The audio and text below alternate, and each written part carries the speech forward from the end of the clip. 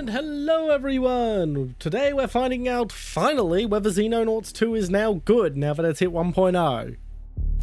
Yeah, I was a big fan of the original Xenonauts. I considered it a side grade to the original XCOM. I forgot to turn off my hand tracking. Yeah, I considered it a side grade to the original XCOM, which it was a remake of. Kind of, sort of. So if you're not familiar with the story behind Xenonauts, there's a game from 1989 called XCOM that is considered one of the all-time great strategy games. Mic check, mic check.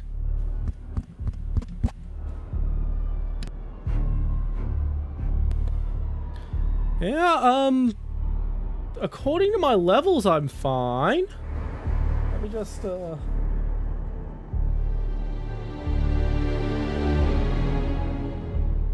check, check.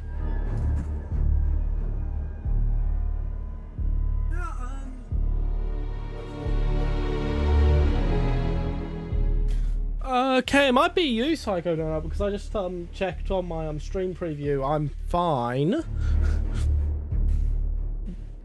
But yeah, as I was saying, so thank you for bringing up any audio issues that occur. The original XCOM was cult classic, all-time great of strategy game. There was a planned reboot in the 2010s, and they were rebooting it as a first-person shooter. This naturally pissed off the XCOM fans, and so a bunch of XCOM fans basically said, fuck it, we'll remake it ourselves with blackjack and hookers. And it became the first game ever funded on Kickstarter. And it was a great game. The existence of Xenonauts encouraged Firaxis, the developers of Civilization, to approach their parent company 2K, who were the owners of XCOM, and say, hey, can we just like cheaply make our own XCOM game to promote the reboot? Which was actually a strategy game, and that's the one most people think of as the XCOM reboot, because XCOM Enemy Unknown was actually successful, whereas XCOM The Bureau, which was the actual reboot, fucking bombed. Yeah, Xenonauts is closer to the original XCOM in gameplay, though. So the last time I played Xenonauts 2 in its early access release was like 5 years ago. It's been stuck in development hell. It has very much been stuck in development hell. Okay, lots of options. Lots and lots of options. Okay, I'm gonna start on Soldier, but I'm gonna give myself a cash boost. But otherwise, we're doing the exact same thing as regular Soldier difficulty. You know, just a bit of extra money so we can dick about and don't have to be, yeah. The world teeters on the brink of nuclear war. Yeah. Between capitalist and communist nations. At least it's all figured out now, Psycho Donut. Opportunity for peace has failed, as if an invisible hand inexorably steers humanity towards annihilation. We Xenonauts know the truth. The dark forces poisoning our politics are not human in origin, and we must protect our planet against this extraterrestrial threat however we can. After years spent gathering information on an enemy that few believe exists, we are finally I stream every Sunday. The war for our future begins now. It's just not Warthunder on Sundays. And yeah, to also answer your question from the start, Psycho Donut, regarding Marathon, the Marathon stream I did on Friday was just my alternative April Fool's stream, because I streamed War Thunder on April Fool's because of the War Thunder event. Basically, I was streaming the original Marathon from the 1990s, but in the extreme category for the reboot that came out this year. Since always, average Australian. Yeah, it's always been part of my schedule. I'm fairly certain I have my schedule written down in the channel description. But it's Wednesday, Friday, and Sunday.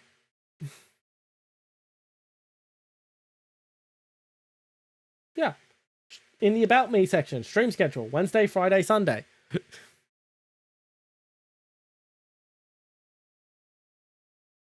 Taking its time with loading. But yeah, Wednesday is Warthunder Day, Friday is whatever the fuck I feel like, and Sunday is new releases and streamer bait.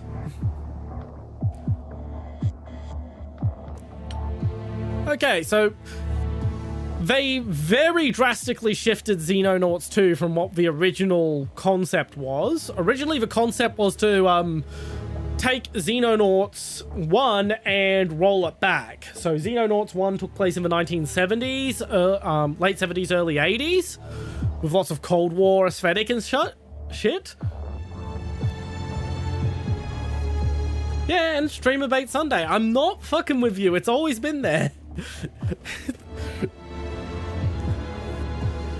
Anywho, as I was saying, Xenonauts 2, originally they were going to roll it back to the 1950s, tech-wise, for the players, but apparently that version got stuck in development hell, and they restarted development with it being more modern tech instead.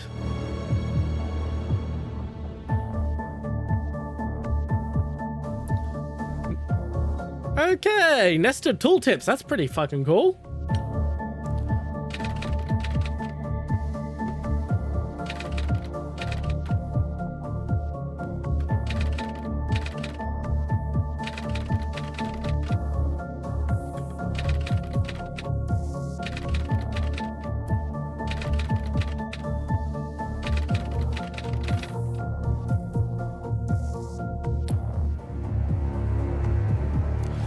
Well, I don't really celebrate Easter, but I also kind of do. Basically, Easter's just a day where we get chocolate. That's about it. In my household.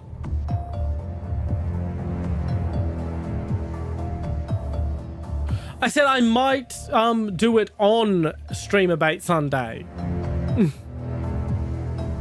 That's why I said whether you were trying to get it last week when you were trying to get me play Path of Titans. I said I might actually, it might be something to play on Streamer Bait Sunday.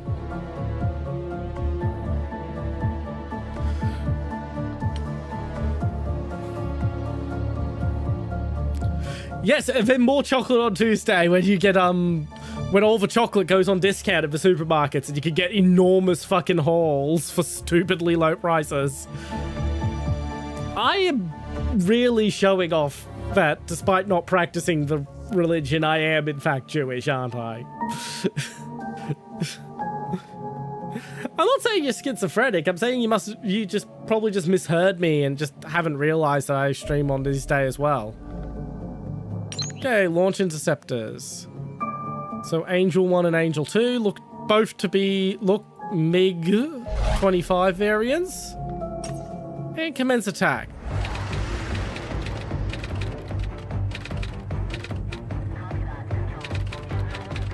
No data on what they can handle, what weaponry they carry. I suppose there's only one way to find out. Yep. Maximum of 3 components can be present on each side.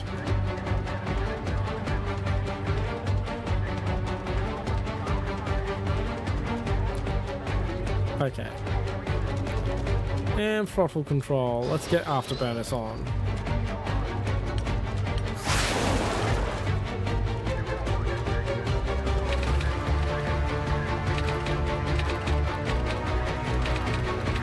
There's no radar signature and there's a minimal heat.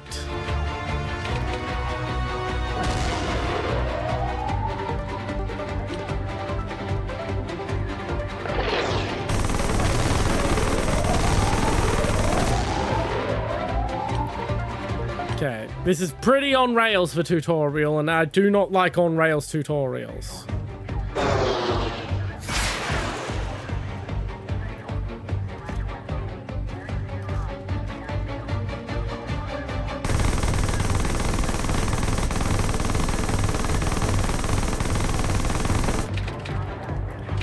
Alright.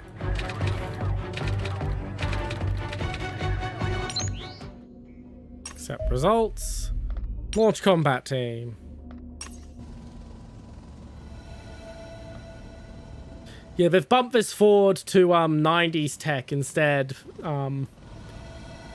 Which actually brings it more in line with the original XCOM. Fine, I'll just launch with the default lineup.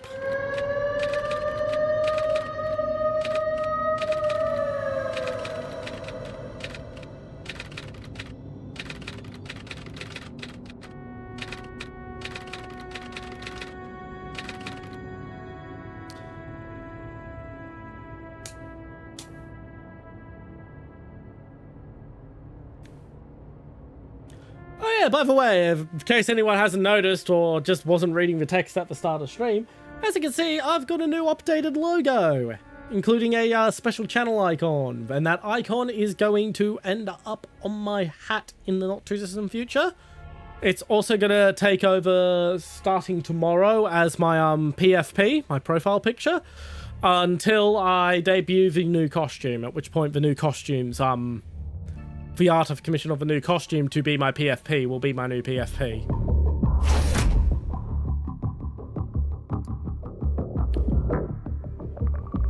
Okay, camera controls. Thank you very much for the hydrate, malicious.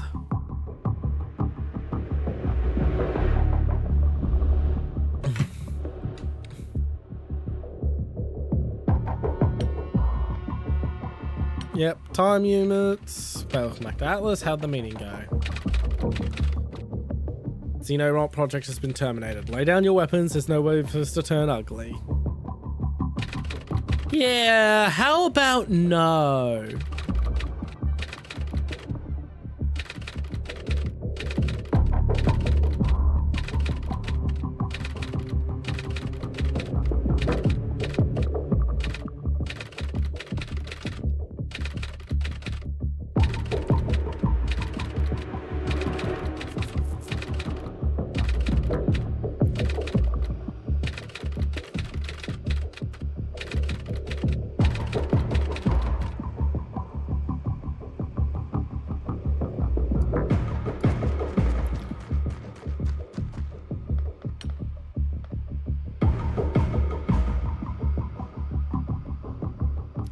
Okay.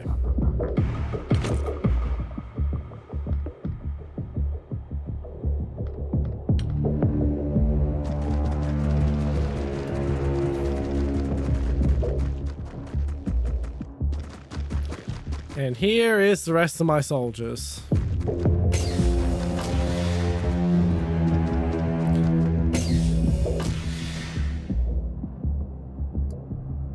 Okay, green number of a crosshair indicates time units. Pretty self-explanatory. Score to hit, inflicted 20 damage. Weapons inflict between 50 and 150% of their damage value with each hit. Soldier has enough units to shoot twice.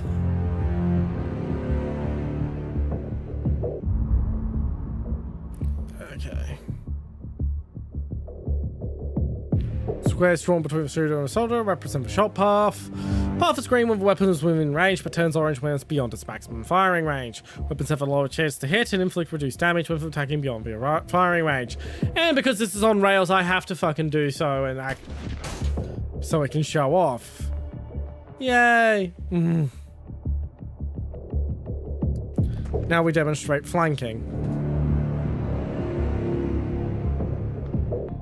Fire modes. Most weapons have several firing modes, which involve change accuracy and whatnot. Yep.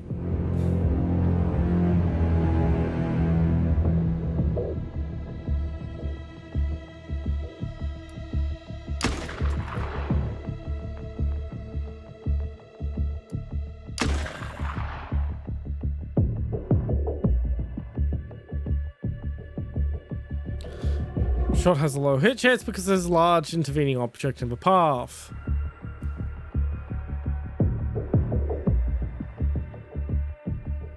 Okay.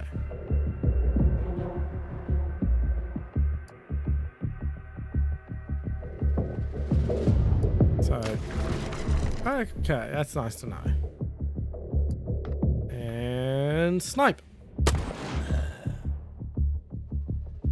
And grenade time.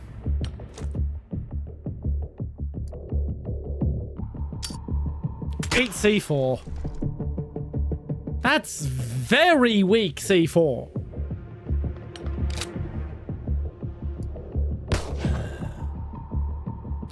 Oh, time unit, ask you to fire again. Alright.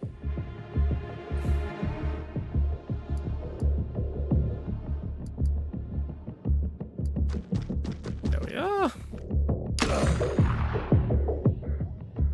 And end turn. This will end the turn, and yada yada yada.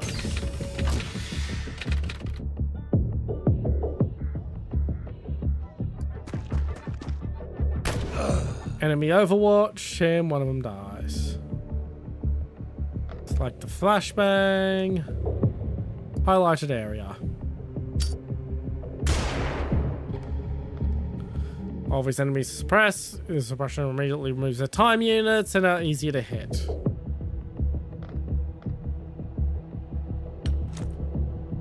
Smoke grenade. Unfortunately, I think it's doing that thing a lot of it. No, it seems to be doing it correctly. Yeah, so you're not actually supposed to throw smoke grenades onto things you're trying to obscure. You're supposed to throw them in between what you're trying to obscure and the thing you're trying to obscure it from. Basically, you use a smoke grenade to create a wall of smoke that hides you. You don't want to be in the wall of smoke. Especially since a lot of smoke grenades, especially early ones, were white phosphorus and would straight up fucking kill you. Yeah, the smoke rounds in my M56 in Warthunder should kill my crew if I set them off too close to me.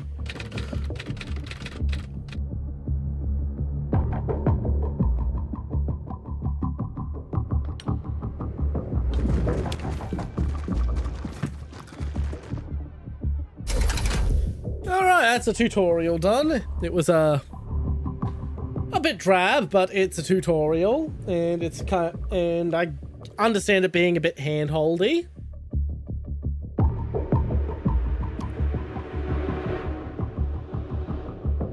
There's always the chance someone's not familiar with XCOM's gameplay. Even though it's basically just XCOM's gameplay with a better UI. Seriously, as great as the original XCOM is, the fucking UI is so fucking shit. Yay! We didn't know what we were doing with UX back on DOS. That would be a fun April Fool's update. Like, from a gameplay's perspective, I know why they don't make it do that with open-top vehicles. But it would be fun just to do it for, like, an April Fool's update. Oh yeah, regarding the Donophon, I was planning because of the bills that came up and everything. We've basically reconfigured our finances well enough that I don't need to do the Donophon now. However, I've already got so much of it planned out now that I'm gonna go ahead with it anyway and go back to my original plan of having it be for charity. So that will be happening sometime next month. I don't know the exact date. It will be after the debut of the new costume. So, new costume debuts the 7th of next month. After that, sometime we'll do the Donophon. We may even have it start the stream after the debut. I might get rolled into the debut. I don't know. I'll figure that out. I'll figure that out when I figure that out.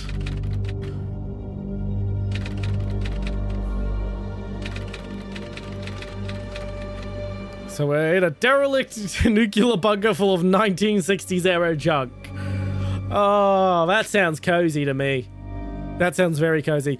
Every single time one of those fucking nuke bunkers in the US comes up for sale, people are like, oh my god, they're selling a real nuke bunker. I go and buy a lotto ticket. Because I would happily live in an old nuclear bunker.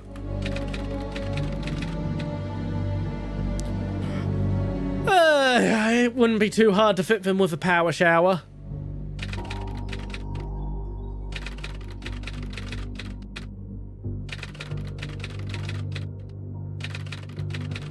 Yeah, I'm not reading out the text right now, by the way, because I didn't realize I was in the way of the operations director. Let me just move myself real quick. That's way too far off screen. Okay, I'm down here and I'm tiny for a little bit longer, and then I'll move myself back into position. Yeah, I'm not reading it all off because I've still got a bit of a sore throat from vocal strain because I've been recording a bunch of stuff for a bunch of projects, some of which you will see, some of which you won't. But yeah, so I've still got a bit of a sore throat, so I'm not reading all of this stuff. I'm leaving it readable. I assume despite having dyslexia, a fucking disability that makes it hard for me to read, I read fucking fast. I read very fucking fast. It actually gets really annoying when when I'm like watching like a video tutorial and there's no subtitles because I read faster than than people talk.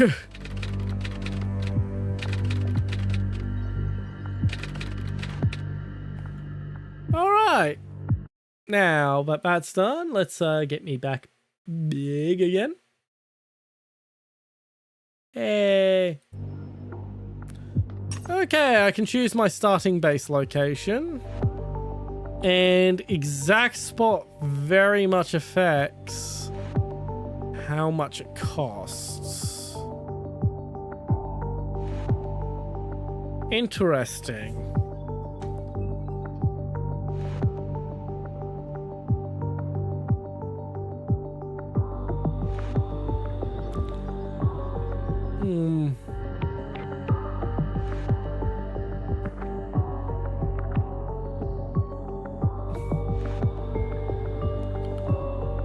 Cheaper? No, that's more expensive.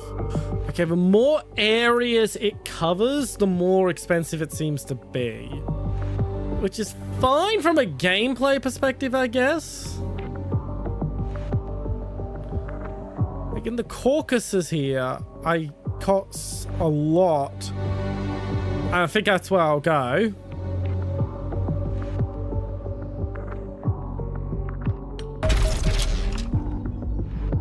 Okay, Doomsday Counter. Prevent the Doomsday Counter from exceeding 100. Aliens attempt to spark a nuclear war by raising temperatures between capitalist and communist nations. Okay, so it's still during the Cold War.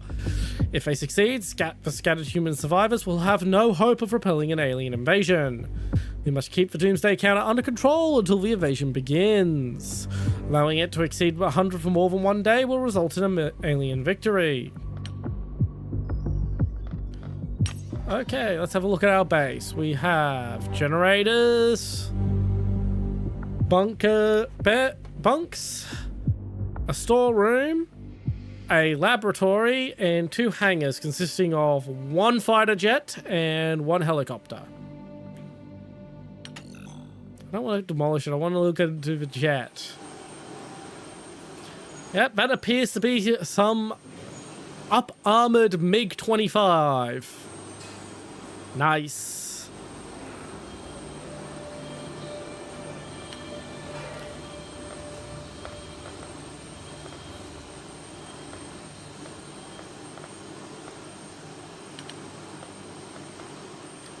Just flip those around. Okay. Let's have a look at our armory. What's secondary weapons?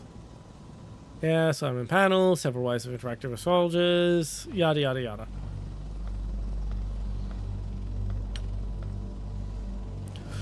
It's a strategy game, malicious. So basically, aliens are about to invade. We are trying to prepare the world to stop them, but we're not supported by the world governments in the process. So we've just got to deal with it as we can. So there's 3 different sort of game modes. You have the geoscape, which is like can I pause? No, I cannot. Which is the world map where we build bases to scan for aliens, to launch missions to stop the aliens. There's the intercept minigame where we command fighter jets as they intercept UFOs. And then there's the battlescape where we command foot soldiers on the ground as they basically try to clean up the downed UFOs. So all we have to arm you with is an autocannon. Wonderful.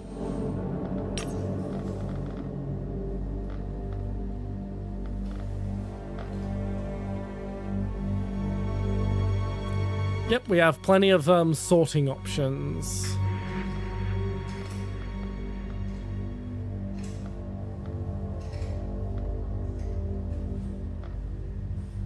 Okay. So we start setting up. Although the unknown extraterrestrial forces scouting our planet remain the ultimate threat to humanity, their work has been assisted by a mysterious humanoid organization known formerly as the Cleaners. We know little about the Cleaners beyond the fact that they invariably appear within a few hours of suspected alien activity, forcibly taking any eyewitnesses into custody, erasing all evidence that might hint at an extraterrestrial presence.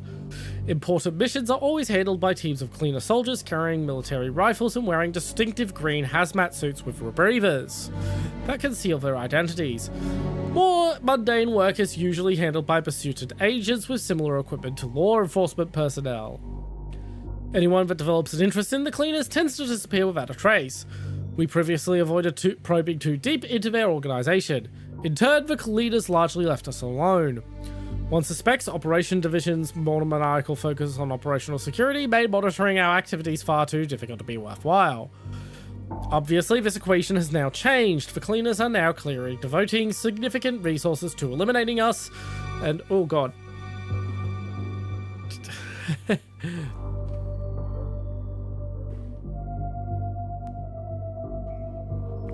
Delicious water. To eliminating us, we must be prepared to fight them directly if we wish to learn more about our alien enemies. I hope your men are equal to the task, Commander. If we cannot defeat the Cleaners, humanity will stand no chance against their extraterrestrial masters. Atlas base. Okay.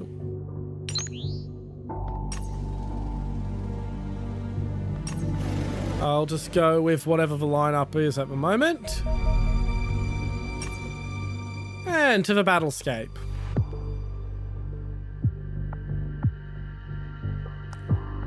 Organization was unable to destroy our encrypted command systems during the evacuation. We cannot risk our enemies gaining access to the data within. Cleaner assault teams now appear to have departed the facility, leaving only a handful of agents behind. Eliminate them so we can complete our mission. Alrighty. Yeah, the original XCOM that this game is made in the model of is from 1989. It's an all-time favorite of mine. Commander, this mission is critically important. We lost a lot of important things behind, including several years of research data. We need to clear the facility of hostiles so we can destroy anything that might let the enemies monitor us. And recover the research data. Yeah. Can't risk contacting our agents until our communication network is secure.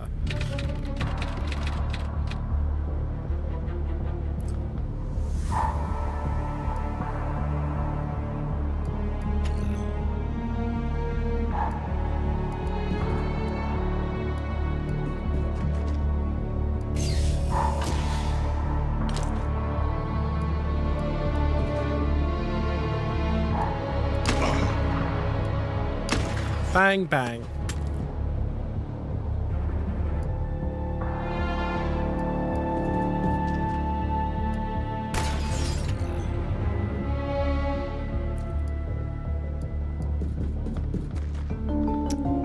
Crouch. Nope. Yeah, one of the most popular details is that your soldiers come from all over the world and have national flags to match. Can we get you docked down? Okay.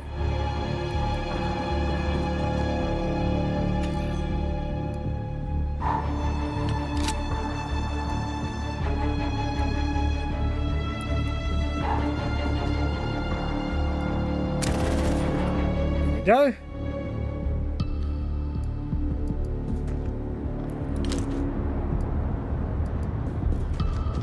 These guys.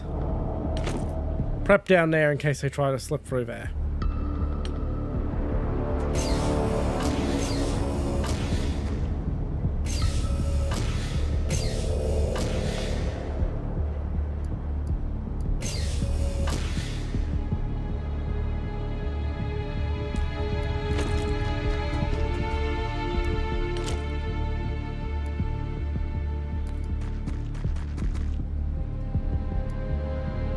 There's that sniper.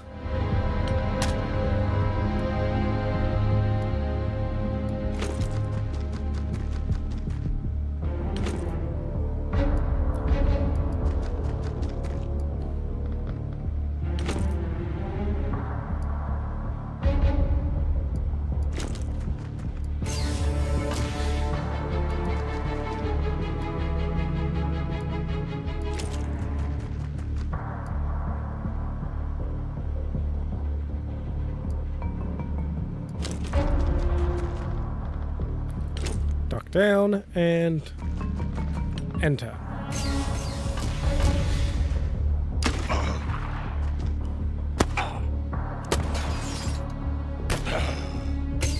Oh, hello, little cat. Okay, I've got to feed a cat real quick.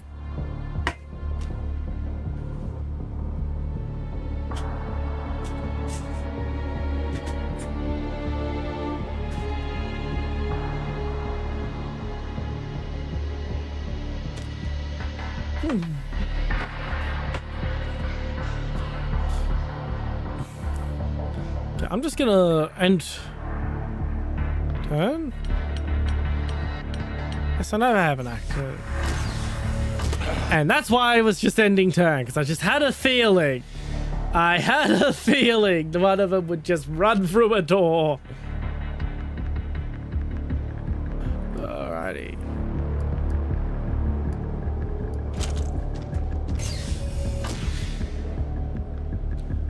Okay, what's Neil hotkey? C. Actually, it's a waste of a few points, but I probably should move him forward.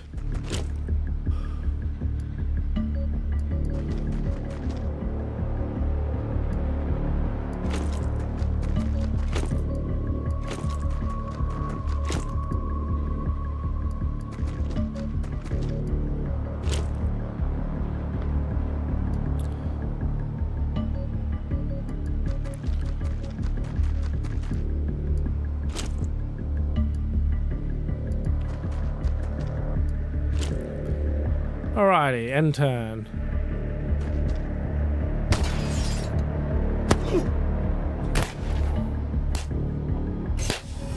Bravo, Mr. Sniper! Just blow up your fucking squad mate's cover.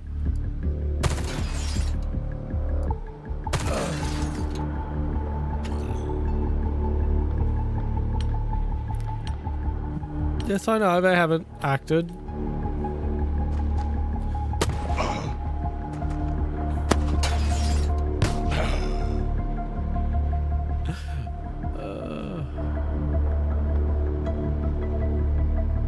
Yeah, I should close that tip about how to open doors. I think I figured that out.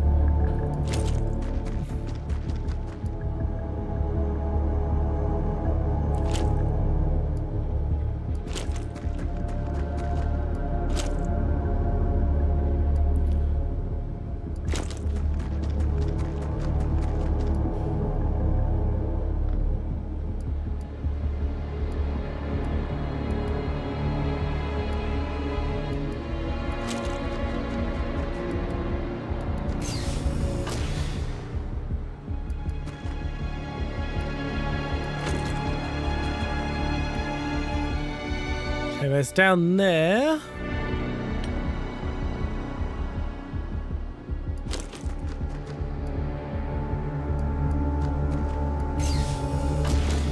Didn't actually want to open that door, but it's too late now.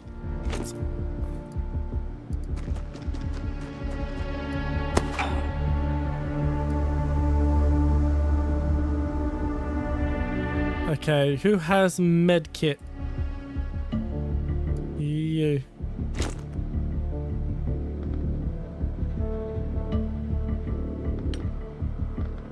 have enough, no? How about you?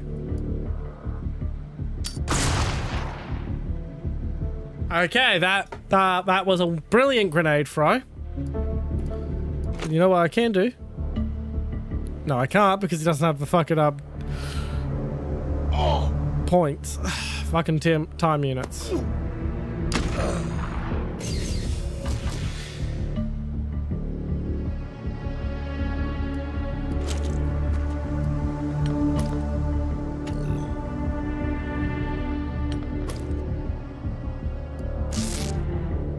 There we go. He's patched up.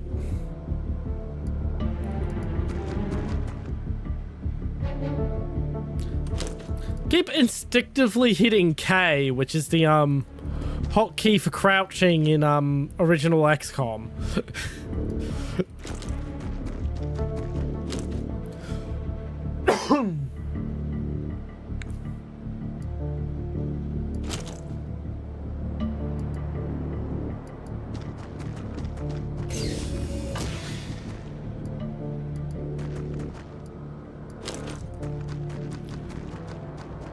Alright, let's move you guys up because we've cleared down this end of the base. And I'm just leaving those two there for now. Ah, Tina Turner and her Bunsen burner. God damn it, only like one person would get that joke, and he's not in chat right now.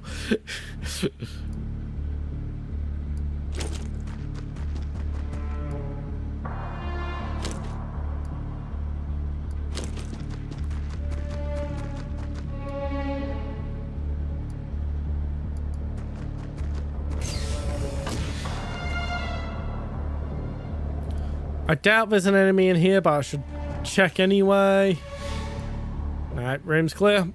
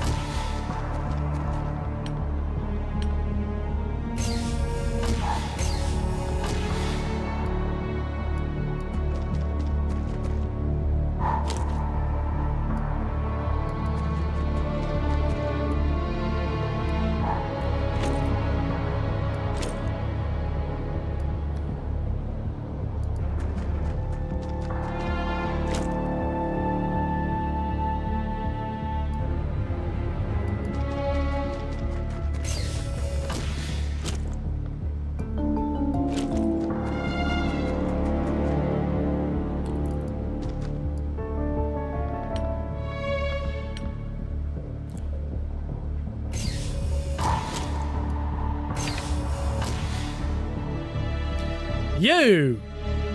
Me! I recognize you, all of you. Why don't I remember anything about you? It doesn't matter, I won't allow you to interfere.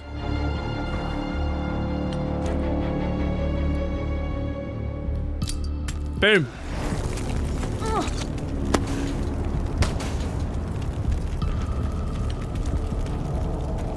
Boom again.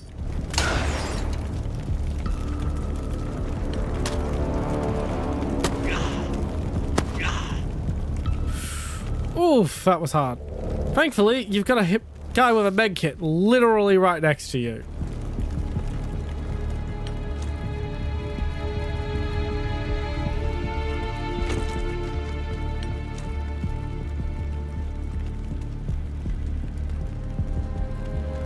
Boom the third.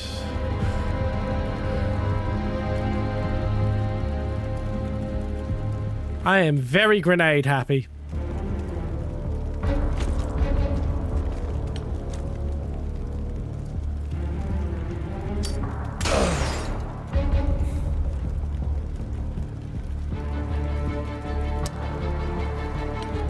Oh no, we blew him up? How terrible. Do you have enough to duck? Good.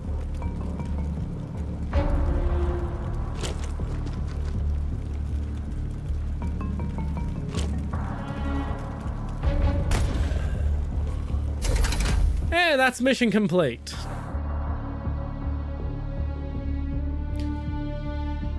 Yeah, one of the fun things about the original XCOM is because its code is all in TXT files, like literally unencrypted text files for its code, is there's a bunch of fucking mods for the original XCOM.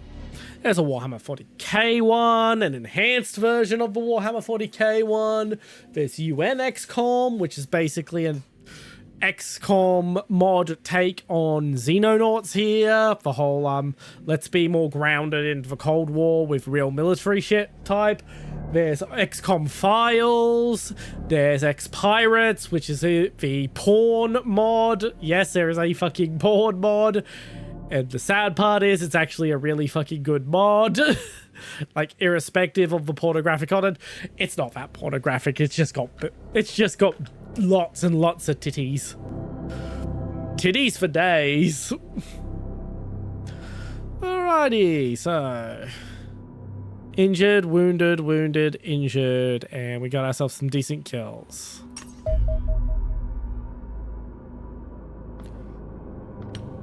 So we can now... Strategic operations and supporter recruitment are now available.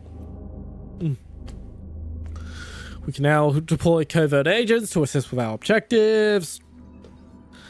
10 operation points per day, which can be spent on conducting various kinds of operations. Operation points can also be spent to eliminate infiltrators, which will reduce the doomsday counter. Okay.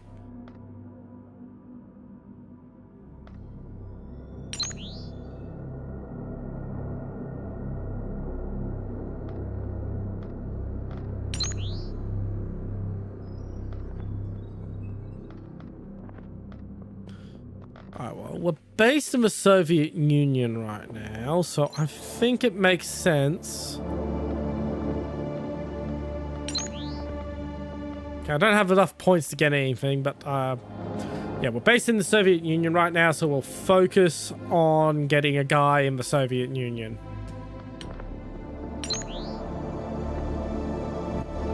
Alright, let's assign a research problem. Waveform analysis. Plot. Increase monthly funding. Analysis of the relationship between quantum waveform pattern and increasing alien activity may allow us to predict the invasion. Combat vehicles. Development of robotic combat vehicles that can be deployed on tactical missions to provide fire support. Oh boy, I love when I did an all fucking an all fucking robot playthrough of XCOM Enemy Unknown, the reboot of XCOM. That was a fun thing I did once upon a time. Yeah, we beat your alien invasion with fucking Roombas that have machine guns strapped to them.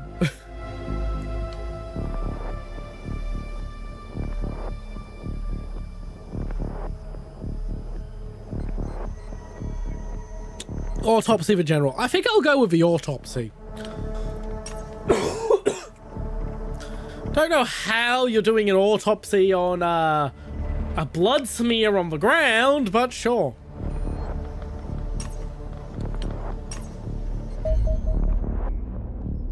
Autopsy. Clean arrange it. While it's previously unclear what the role of the smartly dressed agents observed supporting cleaner operations, autopsy has revealed a great deal. There's little question that these agents are entirely human. Several of the items were easy to identify from personal effects and medical records, all of which have been confirmed as employees of government intelligence agencies. Operations Division was able to obtain personnel files, and I see nothing to indicate that these individuals had been acting strangely or held unusual beliefs.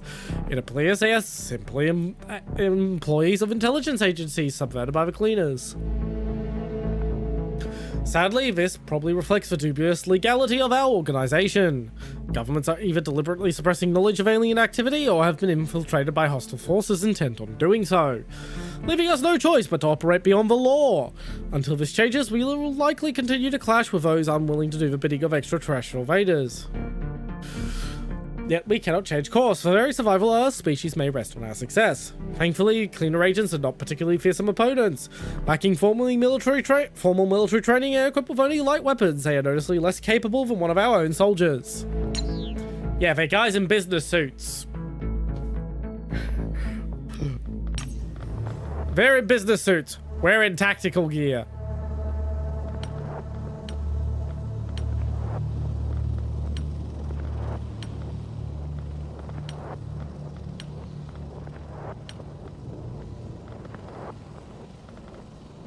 Okay. Okay, we've also got submachine guns now. Which we lifted from the, whatchamacallem, the cleaners. Which are MP5s. It's a bit weird that we're using NATO weapons when we're stationed in the Soviet Union, but I guarantee there is a mod to fix that. There's already one that does that for the Xenonauts 1. I would not be surprised to open Steam Workshop right now, which I'm actually doing on my laptop, to check for, to see if there's a mod to add Soviet gear. Boom, boom. Xenonauts 2 Workshop.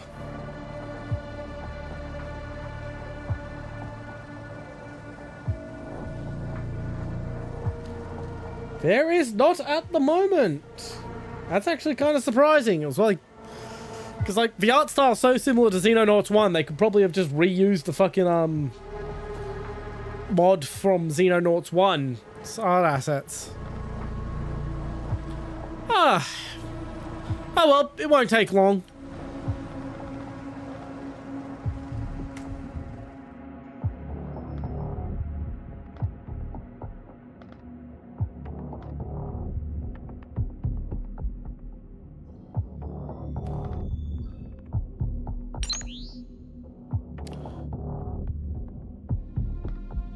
Yeah, I'll definitely go for the guy who reduces the doomsday clock. The moment we're able. 250, okay, it's a couple more days away.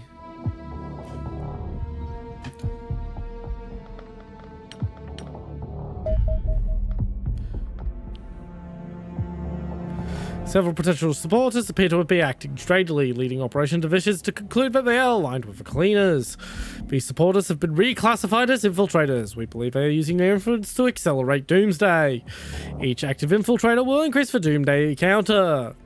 However, they can be eliminated by spending points.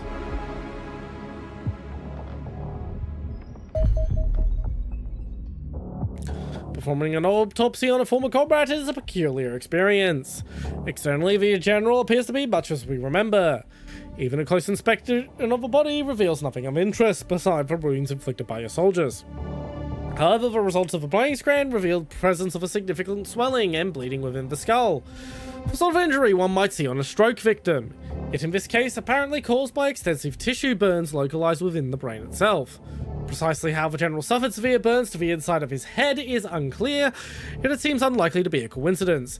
I remain skeptical of a former leader would willingly forsake the cause, suggesting our enemies may possess some kind of ability to manipulate the human mind, albeit with rather significant side effects. Spooky.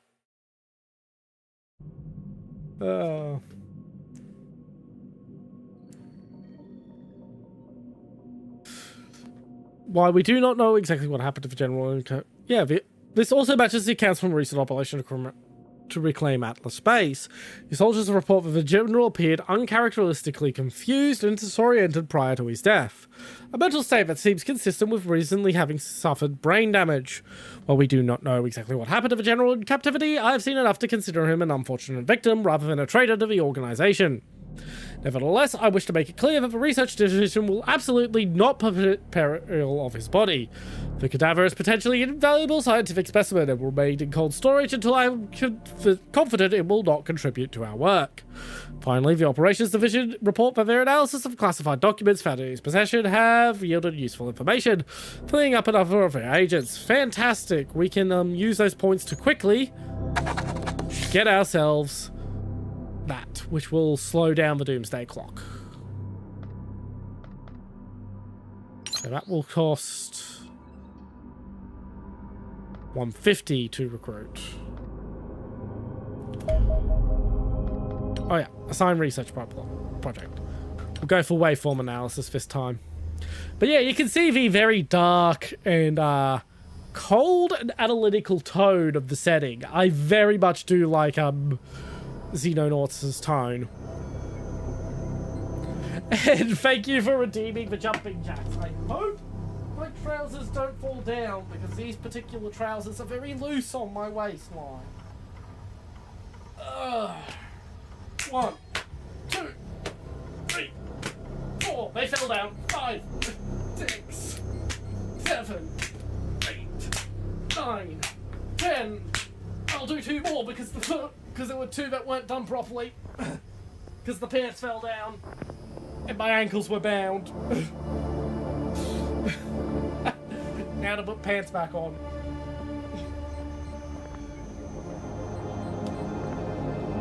That's the problem with losing a decent amount of weight, is none of your clothes fit anymore.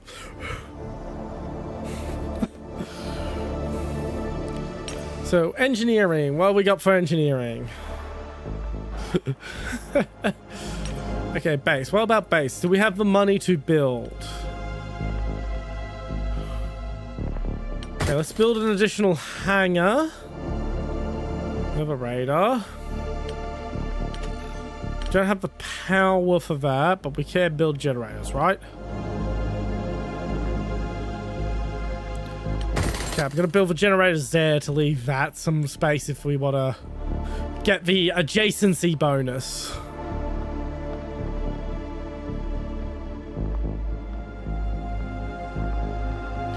God, this base layout is fucking awful. So generally speaking, what you want to do is you want to have the access lifted up in a corner along with all your hangars, and then everything else connected by like one storeroom or something. It makes it funnels anyone who attacks your base in through a big choke point.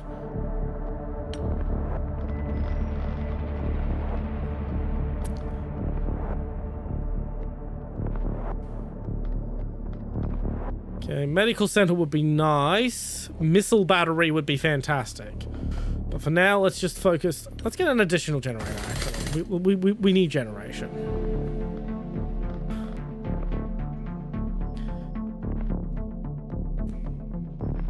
We very much need the power. Okay, we have detected alien ground force abducting civilians. Launch your combat team.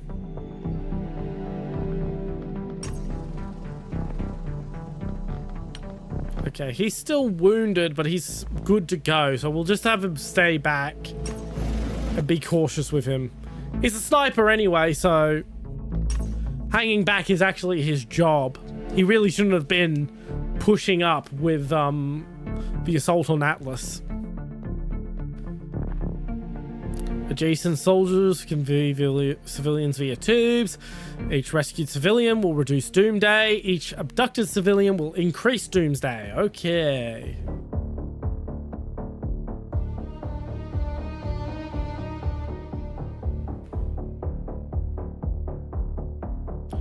We want to try and rescue as many of the civvies as possible then. Extraterrestrial activity in area. Signals match detected during other abduction attempts. Energy readings are rising fast. We may not have time before they depart.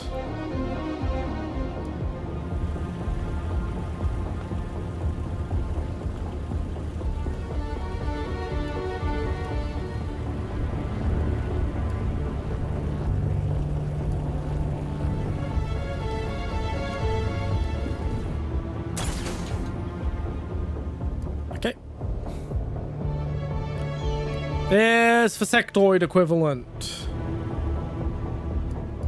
I'm gonna run you up to there since you are functionally mobile cover.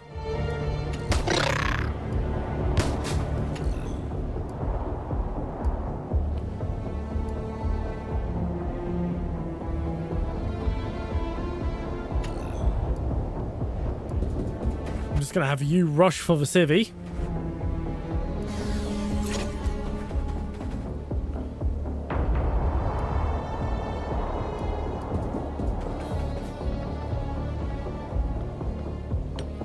Have you 3-round burst.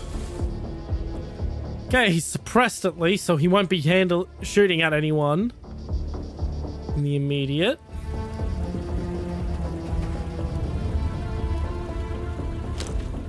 Okay, we've got clear in this direction. Oh, I'm trying to select the guy.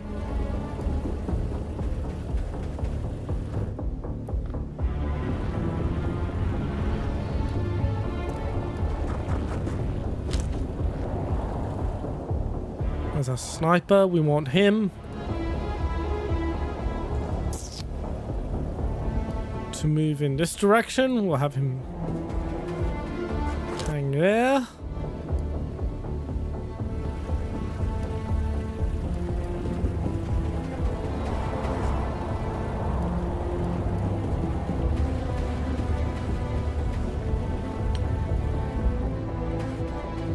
Don't run towards the fucking A, you dumb fucking civvy!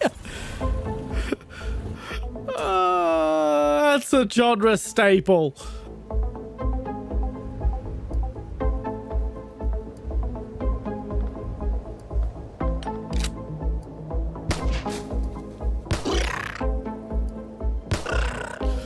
Okay, that's a dead A.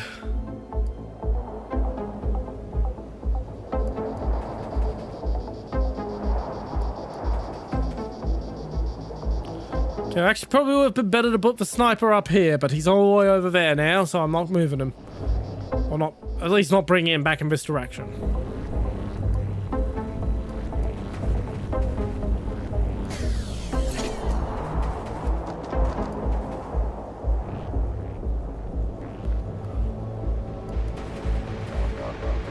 We'll run through the caravan park with your giant heavy fucking machine gun.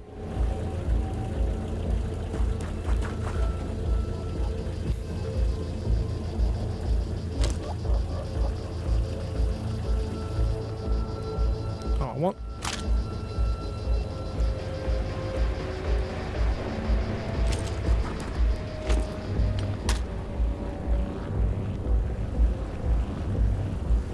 Okay, we'll just leave you there on Overwatch. Have you also free that civvy. We'll just have you rush towards that civvy.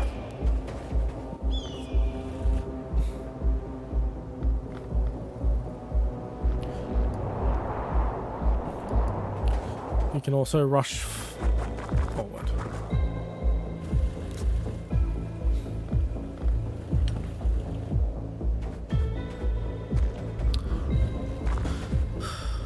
Whoa. Oof. That was a hell of a hit.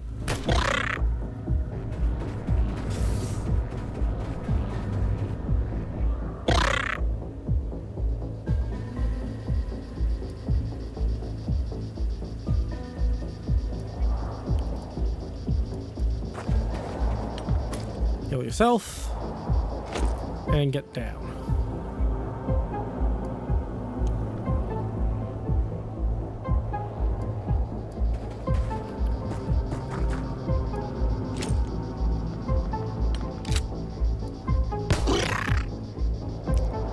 And take a shot. Okay, who else we got next?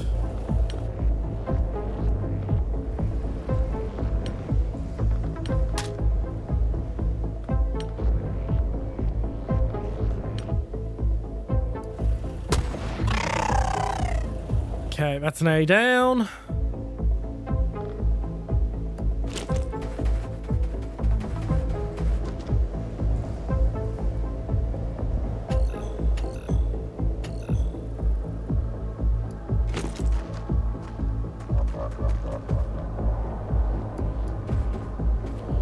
We head this way.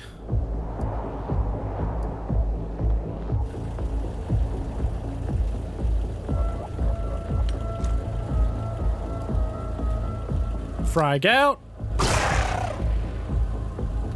Well, that was fucking effective.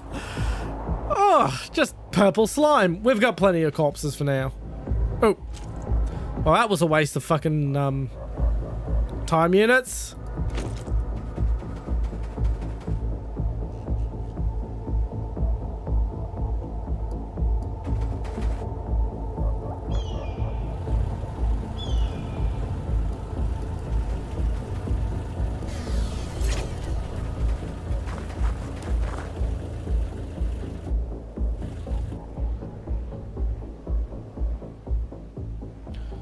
I have plenty of time to save the civvies at the moment.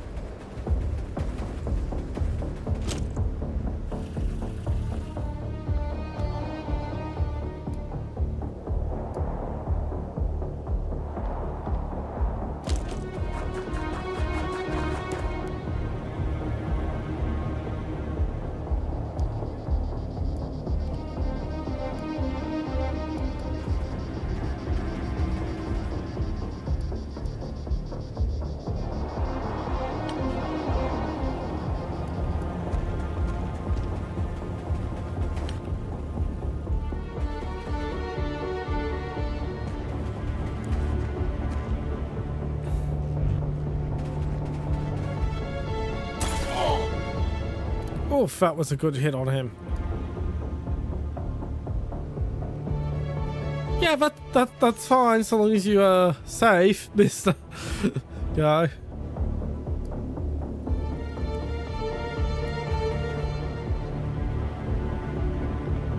Hello. How did that not kill you?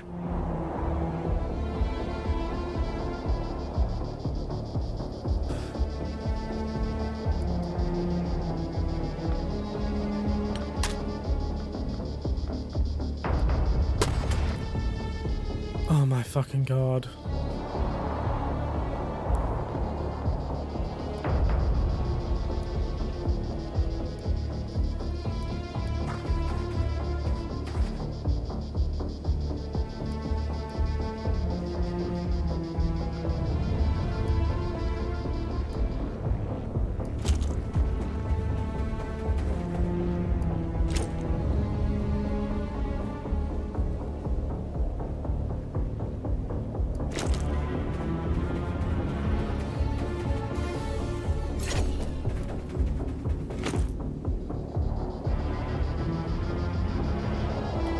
Can you at least...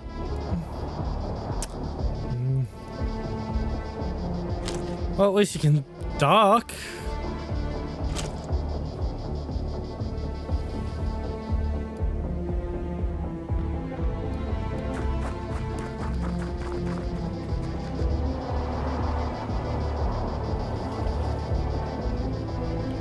Okay, there are 2 captured civilians left to 3.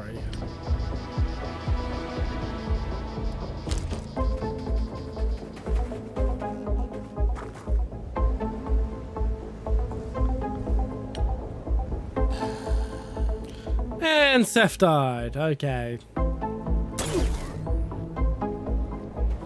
First casualty. Second casualty.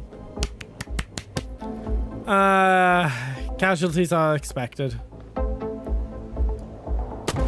Avenge them.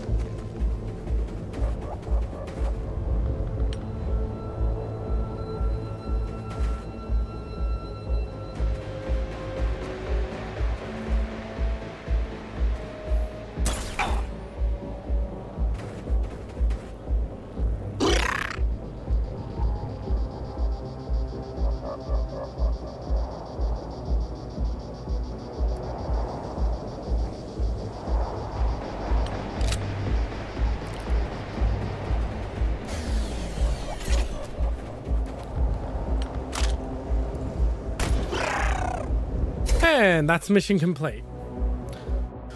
2 casualties is disappointing, but casualties are to be expected.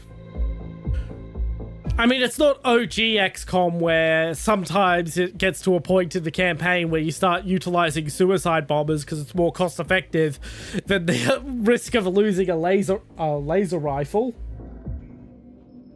Yes, that's an actual thing in the original XCOM. It's an actual strategy some people resort to.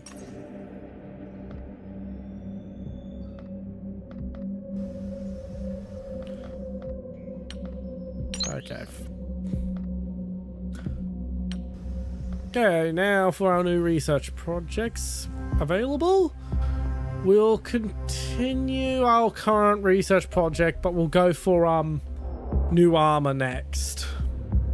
My preliminary analysis of recovered alien equipment suggests widespread use of a previously unknown metallic substance. The super heavy element is clearly artificial in origin, being far too massive to occur naturally. It's fundamentally unstable in its natural form and thus only ever encountered as an alloy. The property of these alloys vary dramatically based on the constituent metals, but appear to range from truly remarkable levels of strength to more exotic behavior such as superconductivity. This likely occurs because the nucleus of each atom is so large that the orbiting electrons are approaching light speed, hence the element is governed not by the established rules of classical physics, but by the bizarre possibilities of quantum mechanics. One suspects we may find uses for these alien alloys as research continues. However, given we lack the technology to synthesize ourselves, we will have to scavenge.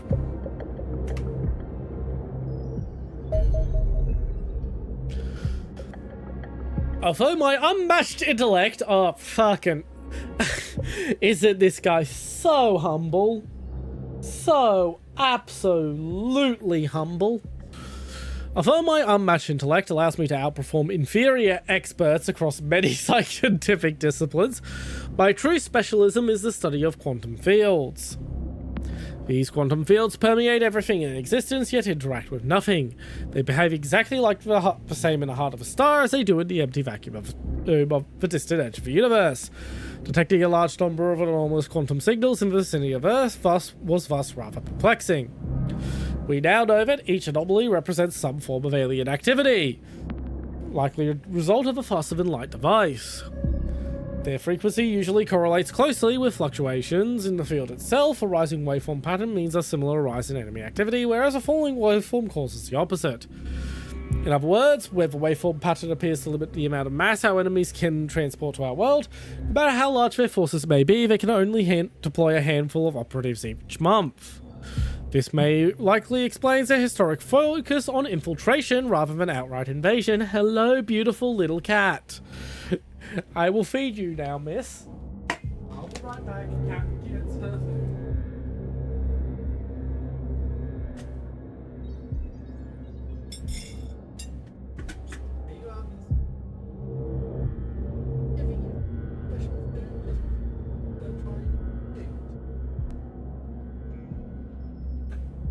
I have to have the normal food. Sadly, this is about to change. We've entered the early stages of a waveform pattern of unprecedented size, a veritable quantum tsunami threatening to wash us away. Alien activity will continue to increase as the signal rises, and in less than 3 months it will reach levels where a large-scale invasion becomes a realistic possibility. The peak will not arrive for a further 3 months, during which time our enemies will be able to deploy still greater forces with each passing day. Yet should humanity withstand this onslaught, the pattern will reverse and the flood of alien reinforcements will slowly dwindle away, eventually reaching levels where the invasion cannot be sustained. Okay, so we have a we have a cycle of how often we have to deal with heavy alien invasions. Nice. Okay, as much as I would love to learn more about xenobiology, I want armor. Let's start researching new armor. Launch interceptor.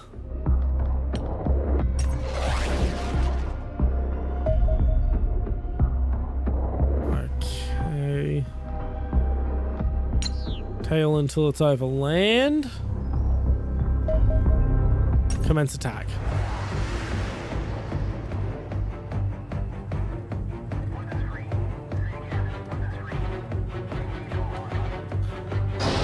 Afterburners.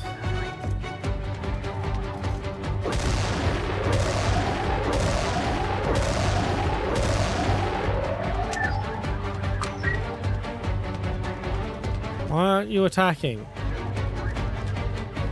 You're clear to engage.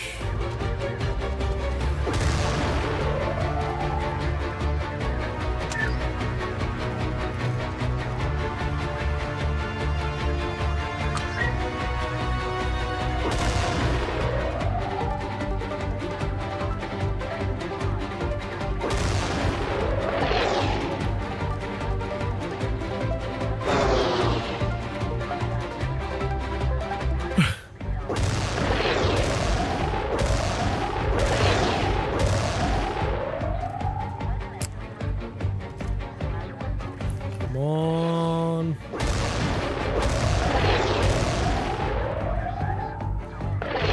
Okay, we've lost the probe. Oh well. At least we didn't lose the interceptor. RTB. It would make getting the Tupolev a lot easier for me, wouldn't it, Psycho? And yeah, the music's pretty good. The composer's the same as Xenonauts 1. Okay, how much well have you repaired? Okay.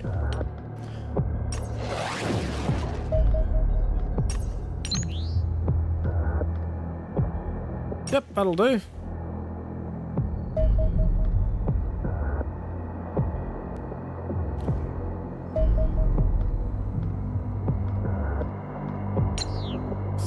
Okay.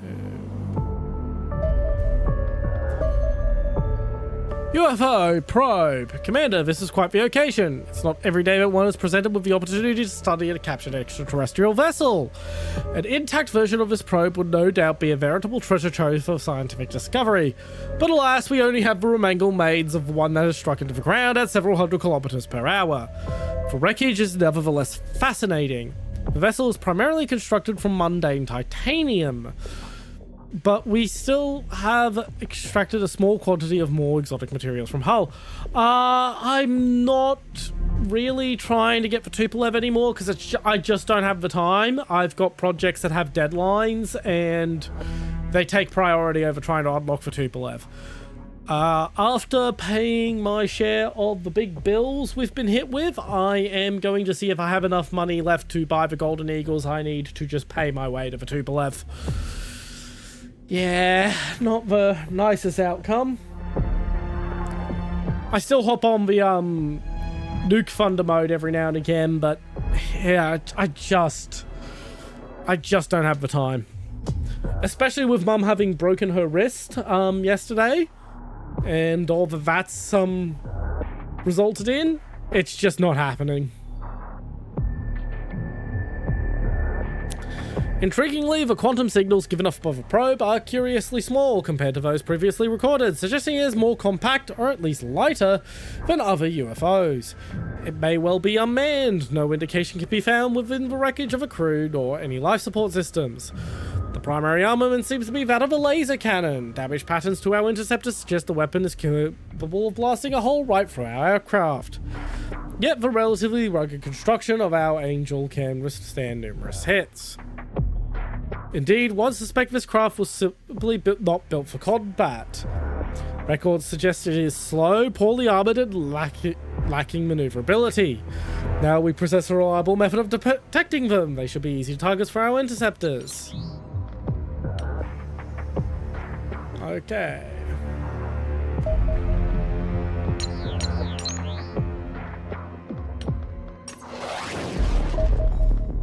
Tailed to overland.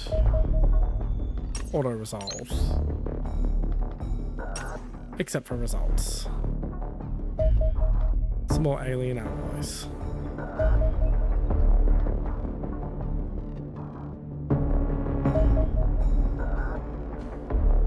We've regained contact with 3 of our experienced soldiers.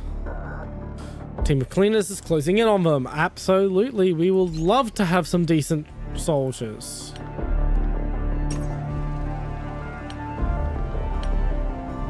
Who do we have?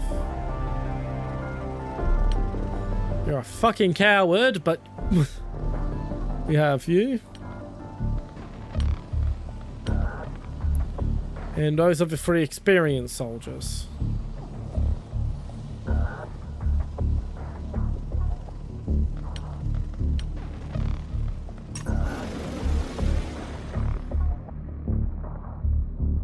It's basically a heavy tank. I'm not sure what you're referring to there, Malicious. If you're referring to the probe, it's a scout. If you're referring to the Tupolev, the Tupolev is an aircraft. Specifically, it's a strategic bomber. Commence tactical battle.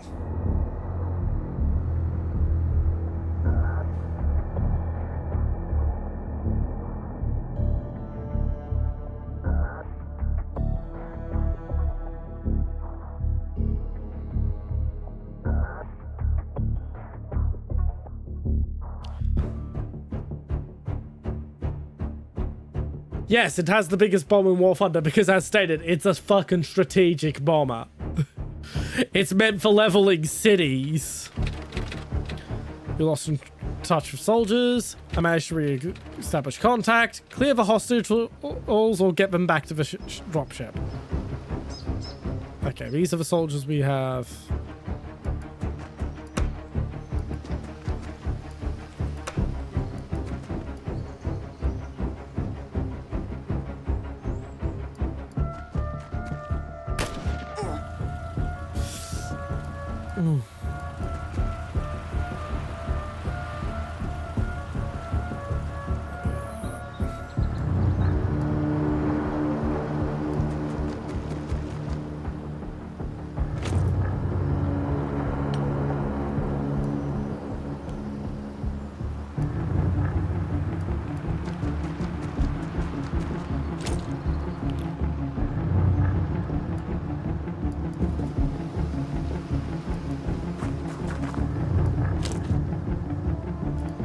Sniper anymore? No, we do not.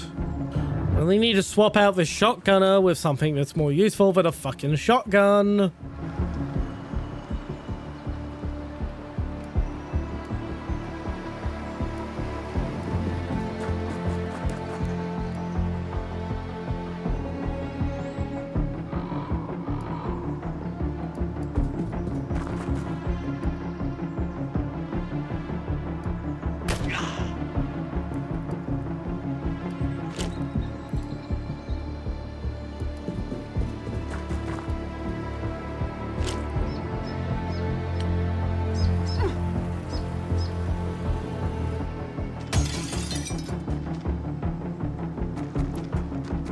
He's running around, going, we're in danger.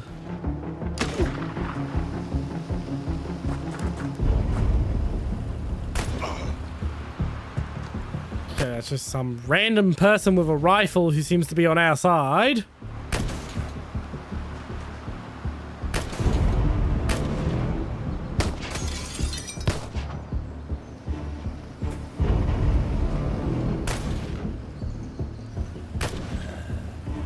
Unfortunately, he didn't make it. Okay, heal yourself up. Get down. You move forward. You move up.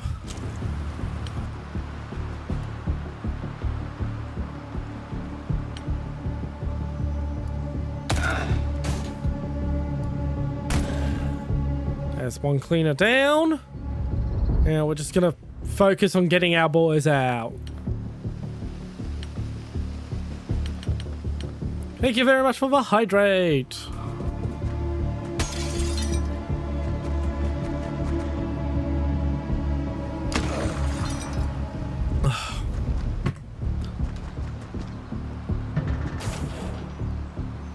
As much as I'd like to be a hero and wipe out the evil cleaners and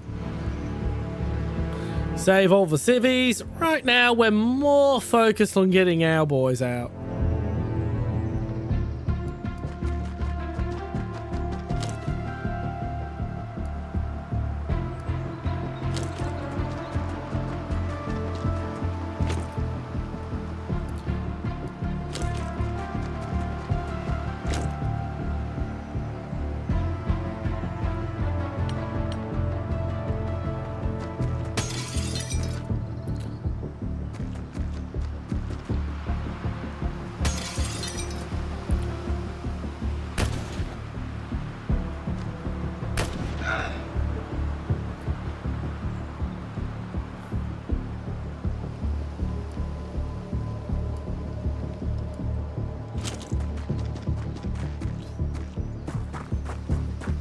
Get to the chopper! God, that's a fucking old meme. That is an old fucking meme.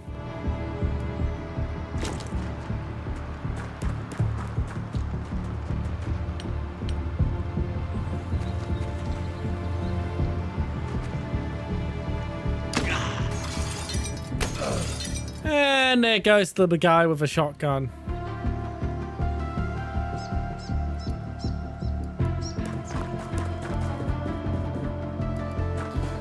Yeah. It's actually kind of funnier with the typo. Not gonna lie.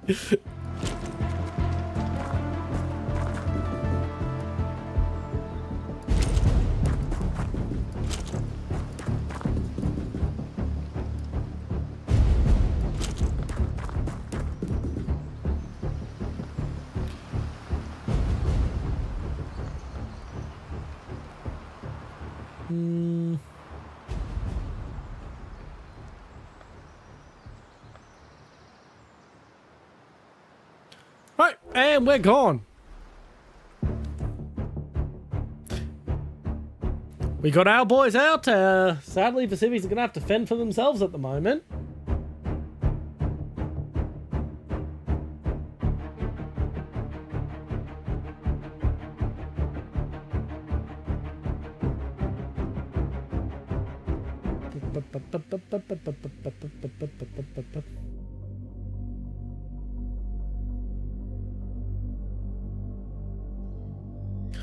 Oh, we have one minor injury.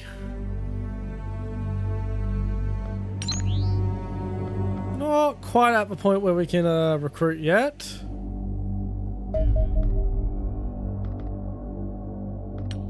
Alrighty. Engineering, get us an additional interceptor, please.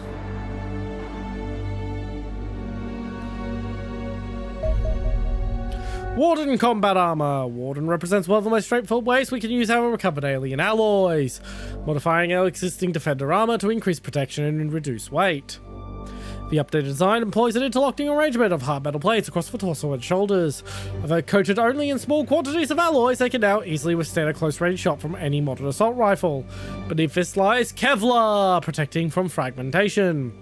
Such protection would be impossible without extraterrestrial material, as the plates of hardened steel or ceramic generally used in body armor would need to be so thick that the wearer would struggle to move under the weight.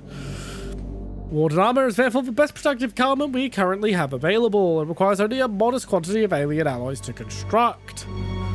However, it's a relatively simple concept that will no doubt be superseded once we have sufficient time to fully familiarize ourselves with alien alloys. This design is thus somewhat of a stopgap. It'll help keep your soldiers alive while you develop actually good armor.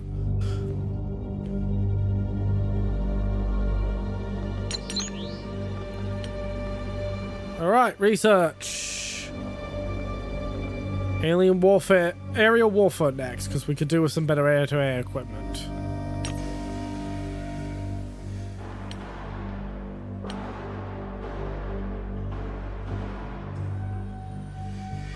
Takes 6 alloys per fucking suit. Oh god.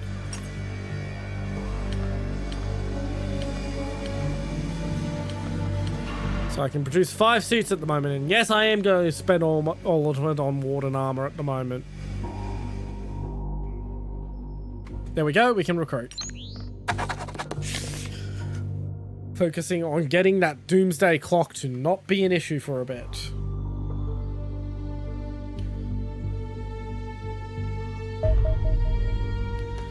Cleaner data raid. Minus doomsday, plus a lot of operation points. Capture resources. Cleaners have established a command post that they are using to expand their operations. Destroy it! Yay, let's launch the combat team.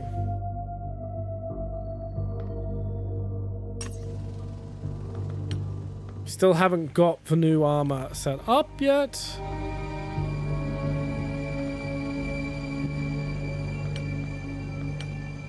Who's got good accuracy? You, and I'm going to have you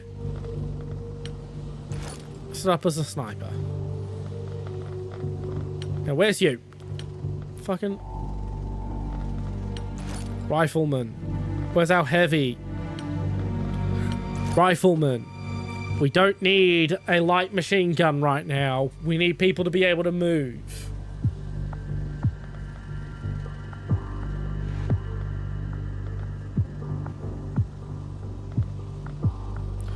The one shield is useful.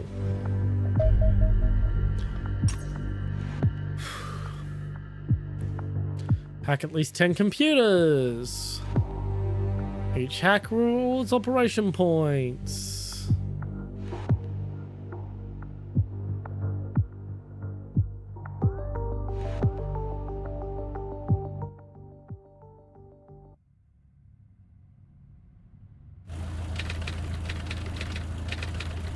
Grab the data, we won't have long.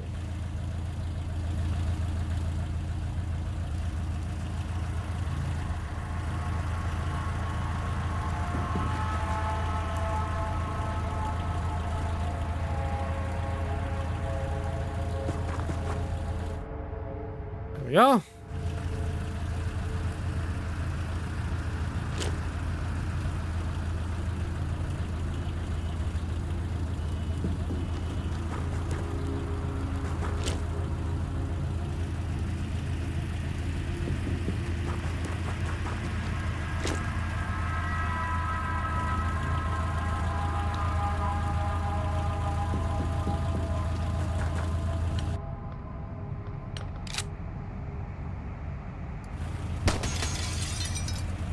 Matter did its job. Just create an opening for us to use in the next round. So we can just walk in there instead of having to walk all through that part of the office.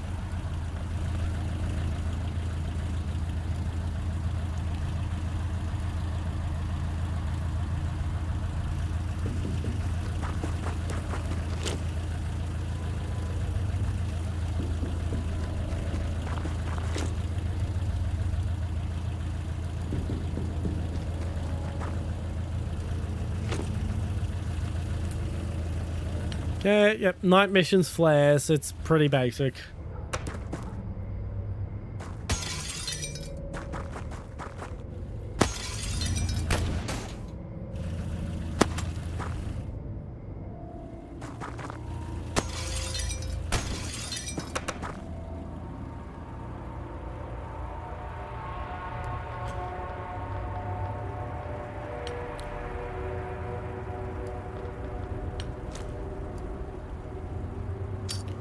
Out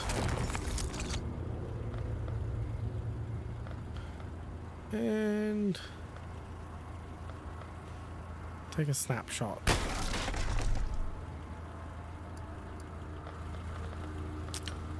Take a normal shot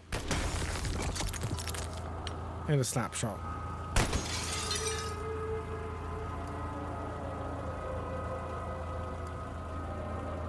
You run down there.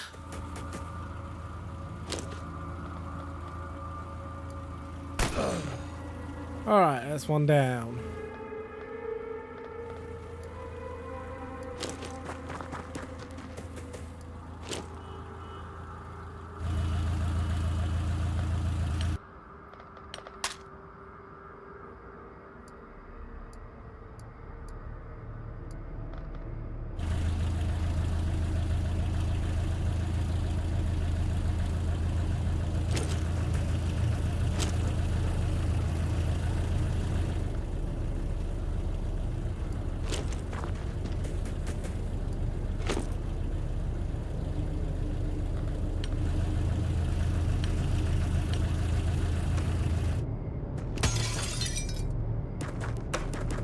Oh, so they could just run through glass.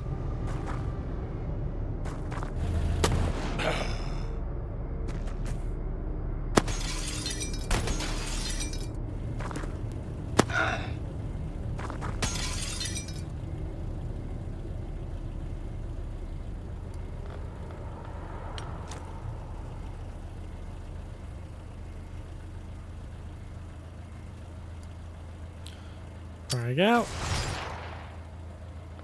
That didn't do as well as I had hoped.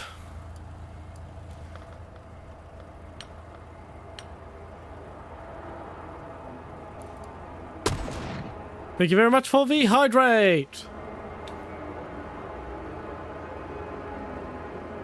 Oof. Okay, let's go with a...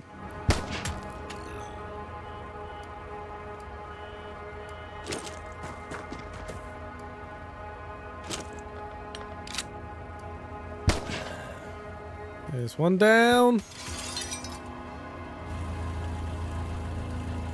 Alrighty.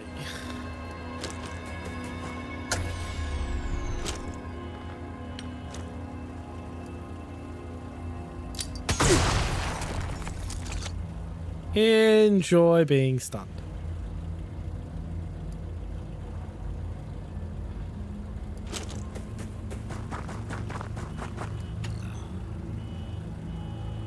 That was a fuck up on my part, but let's see if he can polish him off and make it not a problem.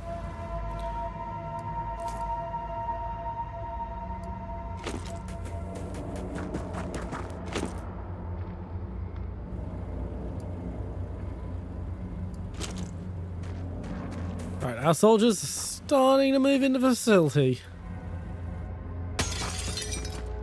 They just run through glass without any care. It's kind of comical. Oh.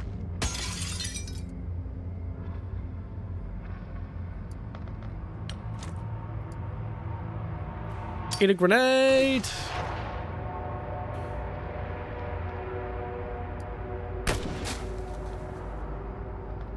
Alrighty.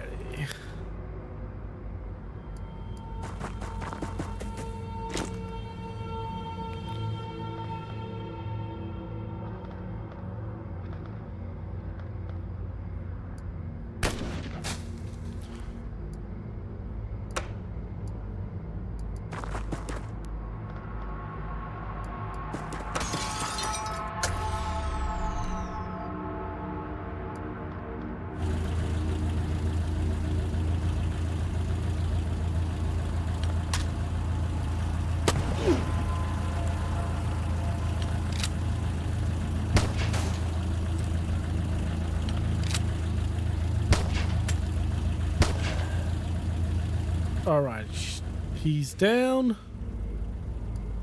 We can send this guy in. What have we got? You, where are you? You have not moved.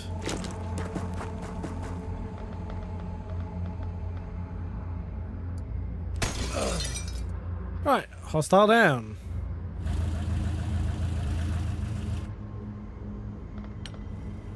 You also haven't moved. You can apparently not run up there, but we can get you into there at least.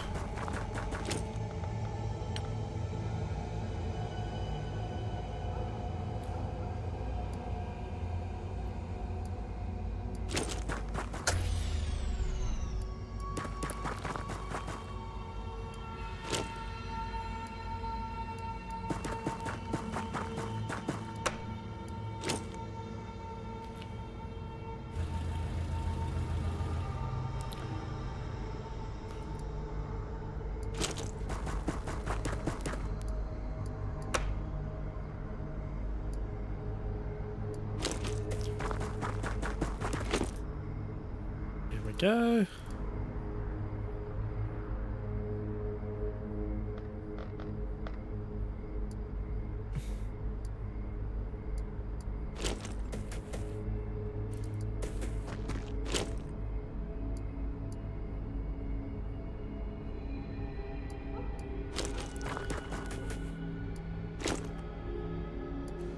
And that just leaves this gentleman, who I definitely think I might send back into the dropship, because I don't know where these reinforcements are going to be coming from. So from now on, you guard the ship.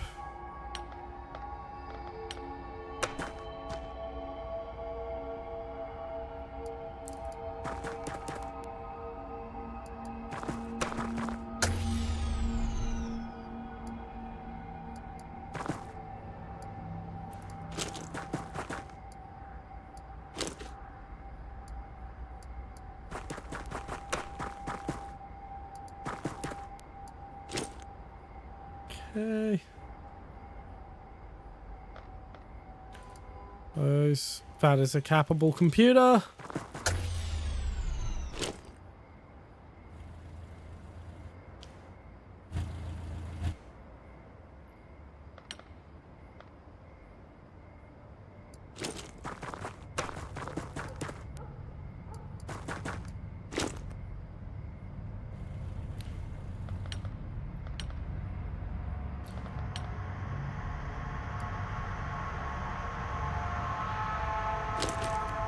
Ah, shit, wrong button. Just wasted points.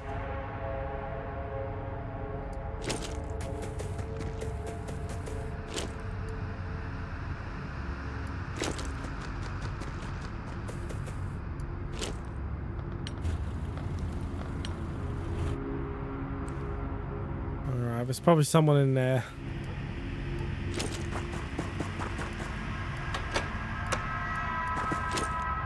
There we go. Well, usually it's via interaction when it, letting people join in squad when it's Warthunder. Then there's the, redeems over on Twitch, which is why Twitch is technically my primary platform. I do very much want to, set up similar interactions on Kick, but Kick does not have that shit set up properly just yet, so can't really do anything about that till they fix their shit. Fucking... Oh, that's a new bot.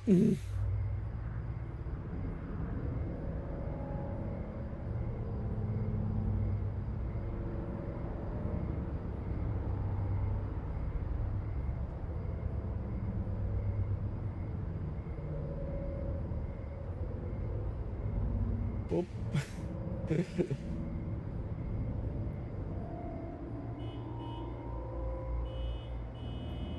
Oh, that's 2 in a fucking row.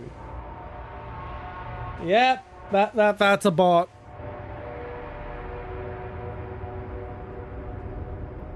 It's a bot trying to scam me on a view botting service, and I don't fucking view bot.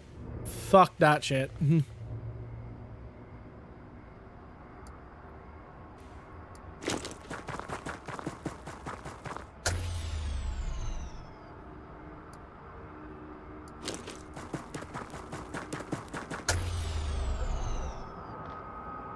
Okay, that's almost all the data captured.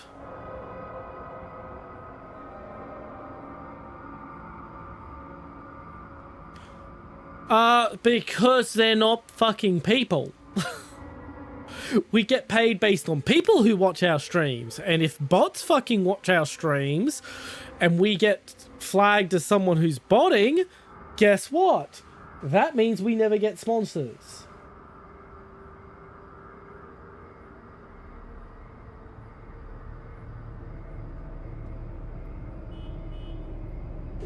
Wow, that's a fucking lot of them.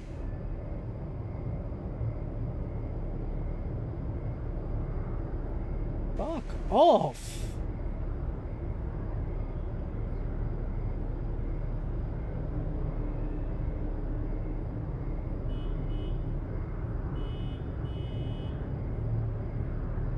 Add to the banned words list.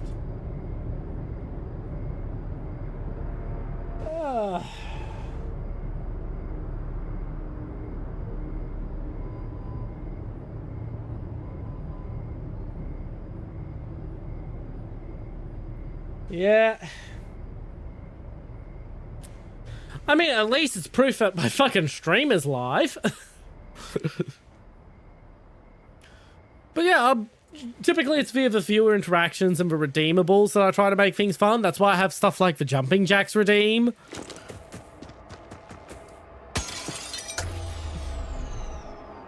Which makes me do jumping jacks. I'm always open to new ideas as to other things we can do. Like, I have a suggestions box on my fucking Discord server for a reason.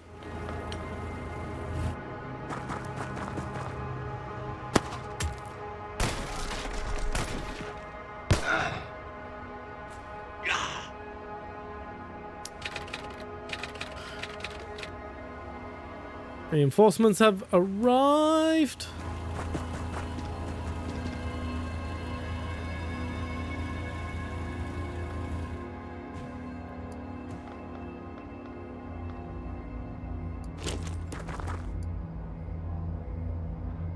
Okay, you crouch.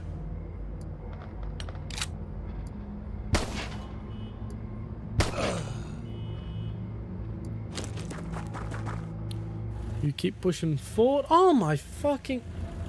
Oh, you useless fucking auto mod. I don't want the word censored.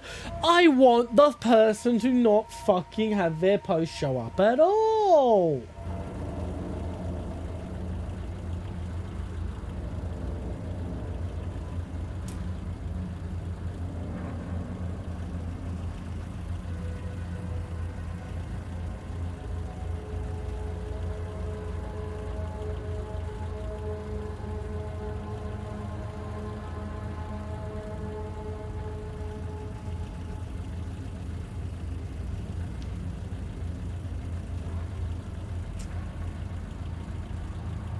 Okay, what can I do with moderation? Okay, age of account, fucking... At least an hour. Oh my god, they're just still coming.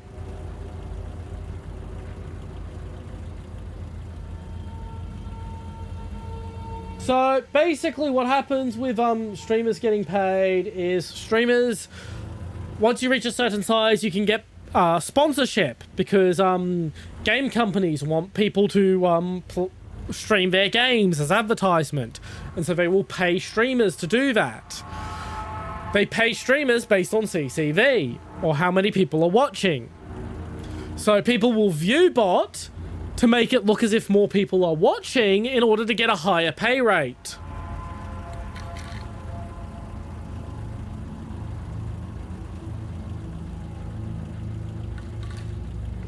At my level of streaming, I don't get paid per viewer with any sponsorship. The sponsorships I've primarily been getting have been of the sort where they pay based on click-through, which is like people actually downloading whatever game I'm trying to shill.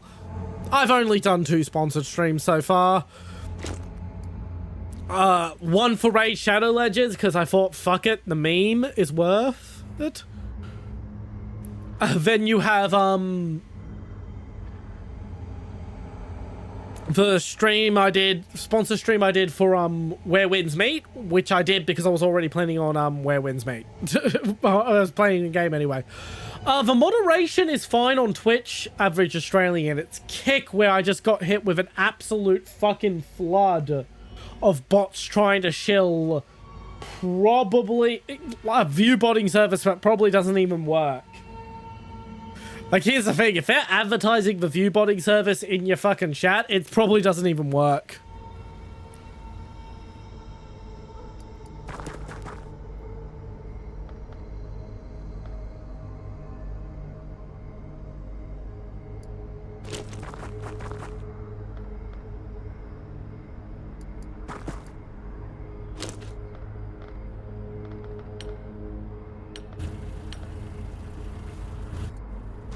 No, no stun damage.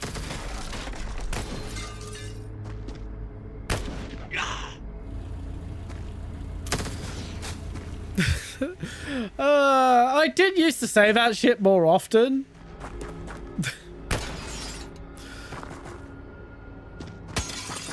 I'm not recruiting mods at the moment, average Australian. There'll be an announcement when I start recruiting mods.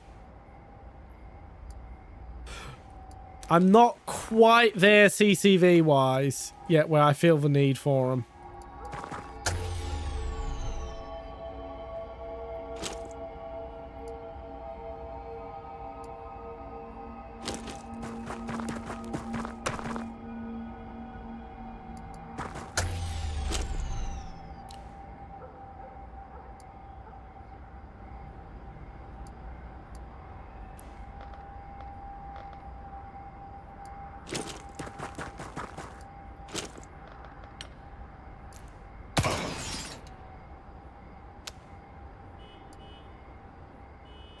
Disappointing that he's still alive, but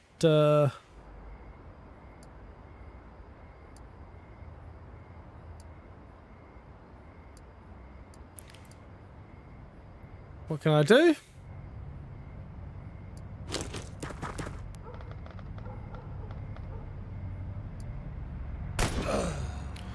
There's one down.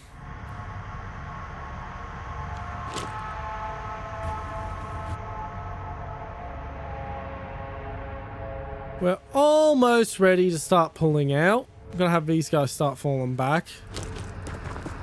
Just gonna have them rush back.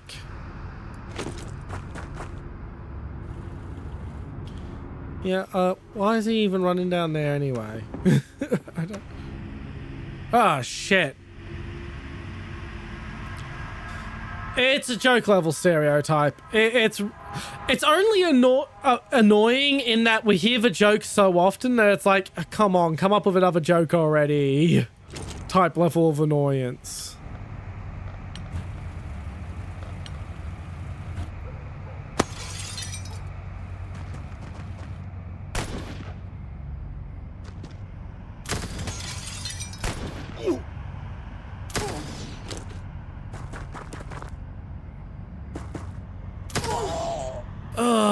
We lost someone. Do I have an autosave? Turn 9. Okay, I'm loading turn 9. But yeah, very much streaming very much relies on chatters to become entertaining to some degree. It very much also depends on what's being streamed. Like, if I'm playing Warthunder, it's a way easier experience to keep things entertaining.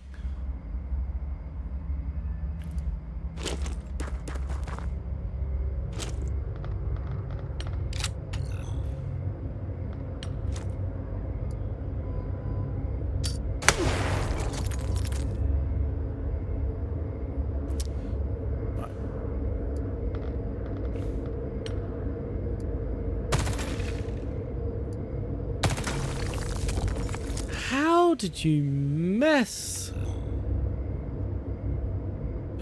Well, I would hope you're entertained. Why else are you sitting here?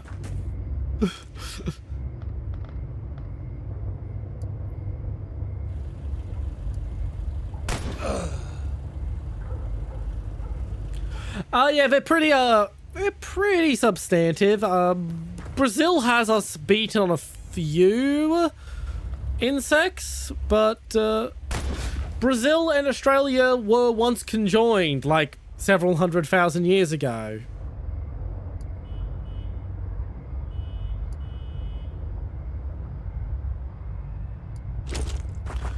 I mean, there's better ways. I suppose you haven't blown it all on a sports car or something.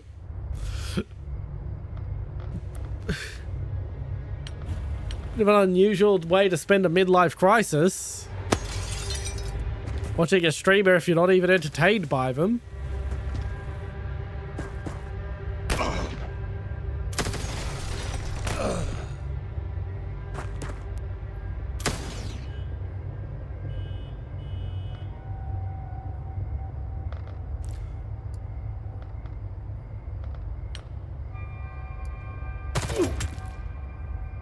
Okay, and next 3-round burst up this guy.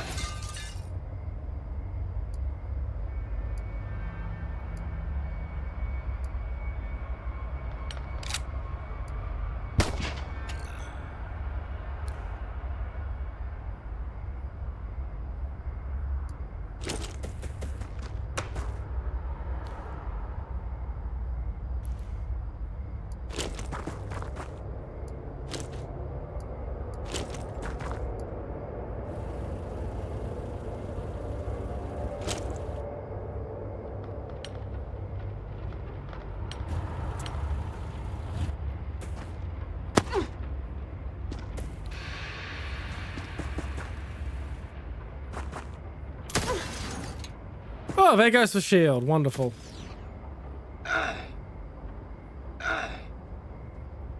Well, they're dead. They'll be dead soon, so it's not that much of a problem. Oh my god, that's a lot of enemies.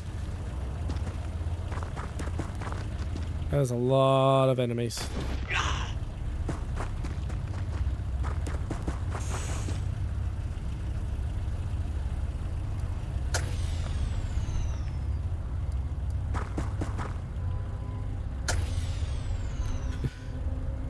Yeah, well, as stated, the chat interaction very much helps give us something to do.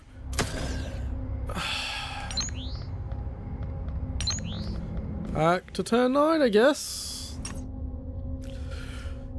Yeah, because the thing is, I could yap about basically anything. The issue is, what do I yap about? Like, talking to a wall is very difficult. That's why I don't do Zatsu segments, because if no one turns up to the Zatsu segment, I'm just sort of talking aimlessly about God knows fucking what.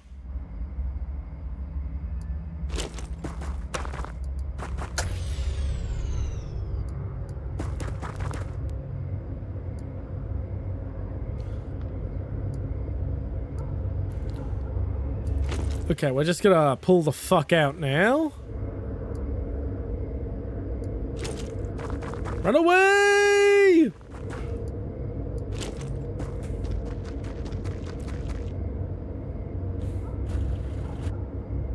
But yeah, when I play games like this, I do know that I could be playing something far more entertaining and having a much better growth. But to a degree, I do have to maintain my own preferences with streaming. Otherwise, I'll get pigeonholed into playing something that I don't really want to play all that much all the time. I don't want to be like the guy who had a mental breakdown on stream because he was so fucking sick of playing Persona when he didn't actually like Persona. But it's all anyone ever tuned in for. So I'm happy to stream games that I know won't help me grow, whilst also streaming Warthunder, which helps me grow.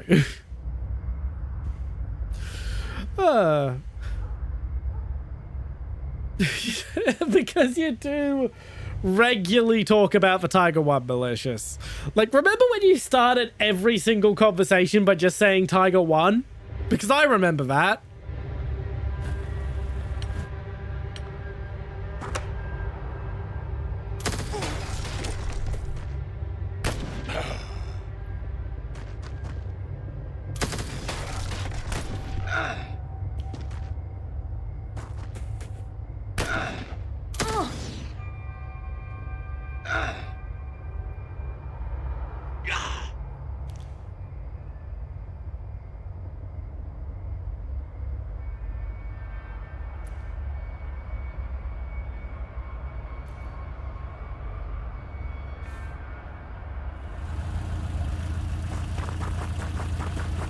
You just get to the chopper.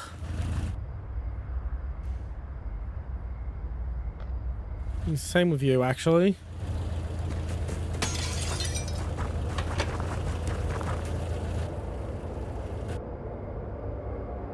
So I just need you to get as far forward over here as we can. We run back and patch them up.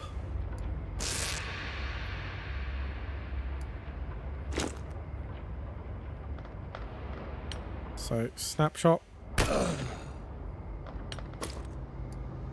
Patch yourself up. Move forward.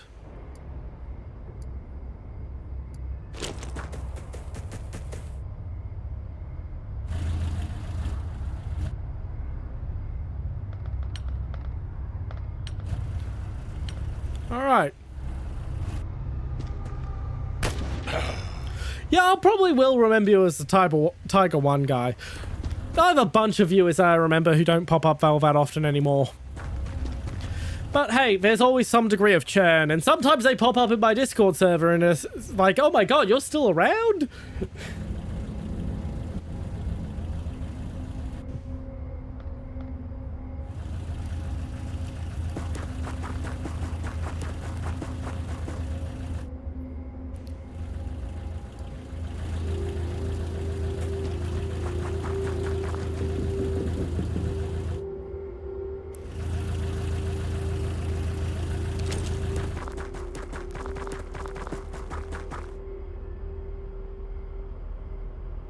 No problem.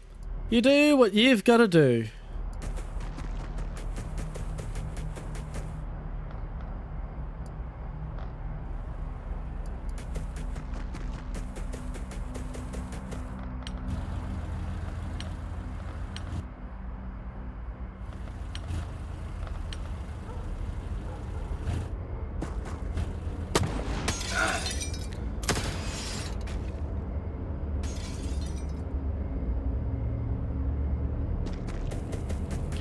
Here come more of their reinforcements from the south and the north, but they're just pushing into the building, so I should be fine with these two.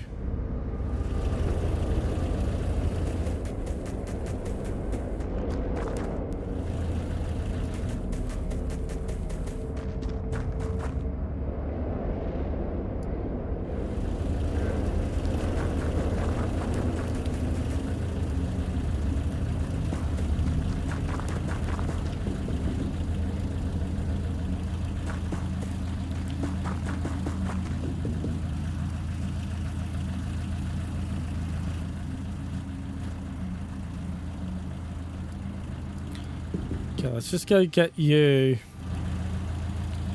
there so that we have you in a position where you can actually help provide some supporting fire.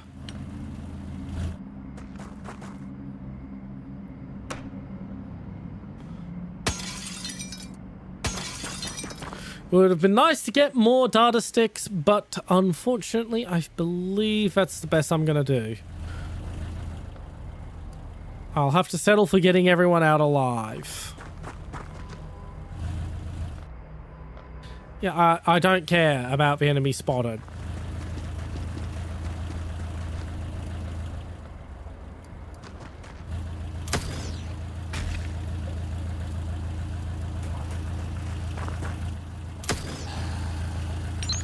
No, like...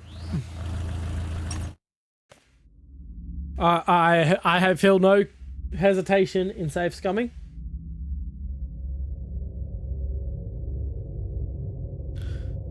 I feel no hesitation with safe scumming. This is a common thing with a lot of fucking players of these sort of games. It's to safe scum a little.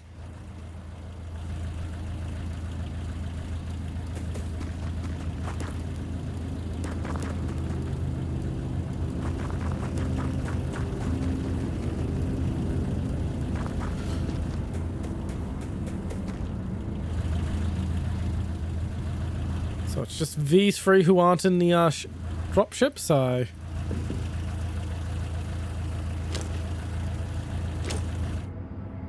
Yeah, I don't care about this guy, okay? In turn.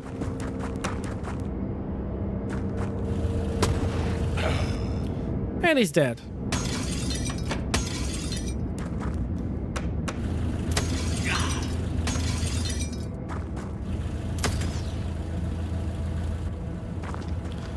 And there's more reinforcements coming in. Yay! Now I've got to wait for them to run around.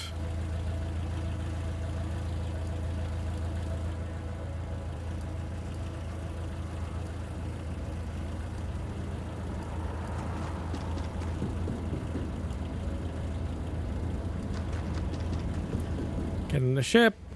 Get in the ship. GTFO.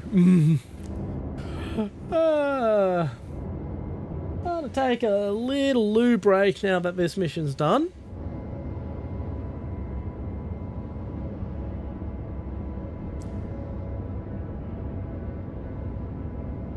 And then I will be right back.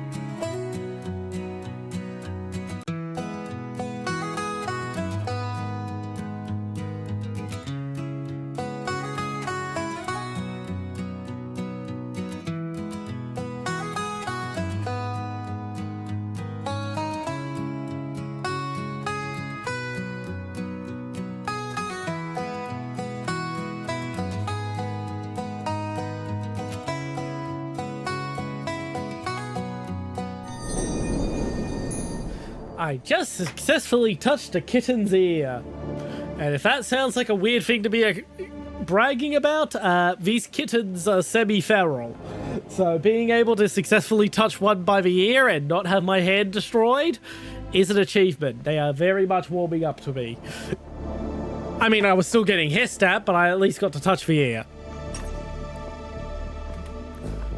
Alrighty, so now we're waiting for the... Okay, we've got a second interceptor.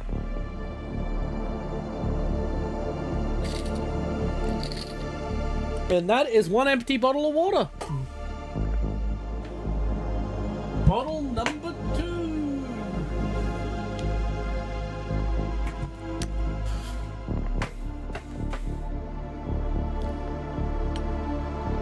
Okay, so let's just go to our hangars.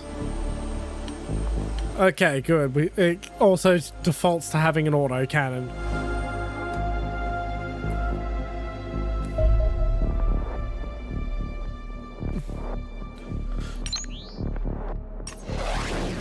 Launch both our interceptors, auto resolve.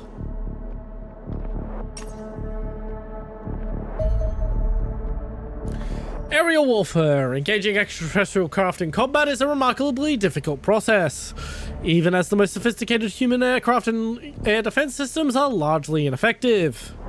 There are various reasons for this, but foremost is that the aerial craft can be fiendishly difficult to detect. My tireless work on quantum radar technology is the only reason we're able to track them at all. Yet, if we were to share our tracking data, most modern fighter jets will still remain useless. Without a solid fix on a UFO, they would be unable to lock missiles. Similarly, attempting to employ cannons would simply bring them within range of a powerful EMP effect generated by the discharge of an alien energy weapon. Our X-25 Angel interceptors, adapted from the MiG-25 Foxbat, have electronic warfare systems hardened to withstand EMP from a nuclear blast. I don't have any problem. Like, I am here to entertain, and if asking questions is what entertains you, then that's what keeps me entertained. I find it weird when fucking streamers get angry that their chat wants to interact with them. Like, what's the fucking point in your streaming if you're not going to interact with chat? Like, I can sort of understand an esports streamer maybe getting annoyed that they're being distracted from the game because they're an esports streamer. But, yeah. No problem, Psycho. See you Wednesday.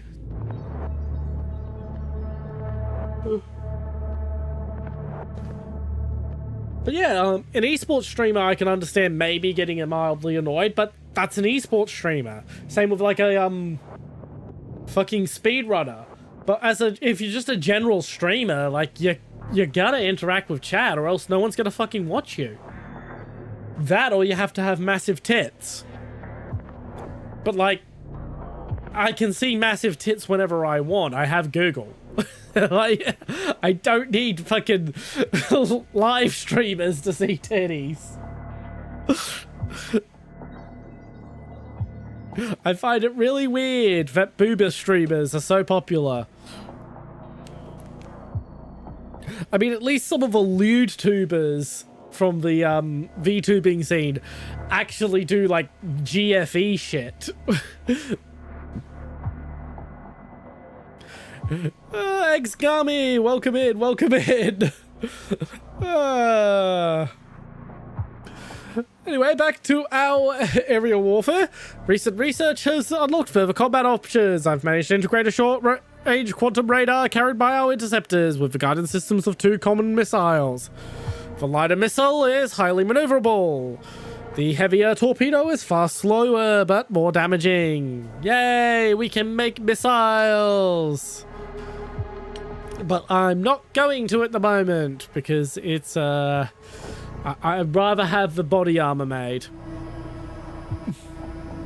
You know, I was very close during the April Fool's stream when I used a different model and gaslit everyone to picking, like, the most lurid boober model I could get away with on Twitch. Unfortunately, Twitch has, like, really fucking strict rules about what you're allowed to show, and, most of the off-the-shelf boober models violate those rules.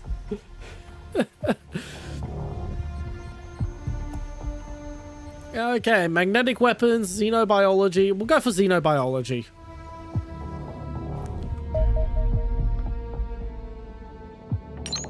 Nah, I'm not that kind of person. I am not that kind of person. I do not want to do Babaniku. I very specifically chose to be an Otokonoko over a Babaniku. Okay, funding.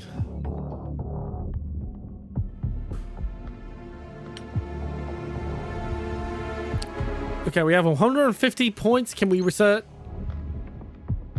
Yes. Okay, so now the doomsday clock is frozen temporarily.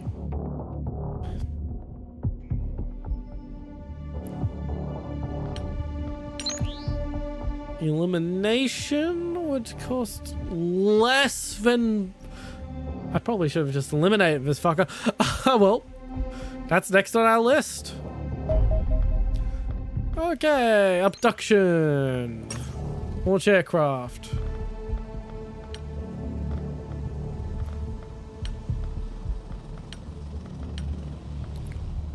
Who do we have who's not in...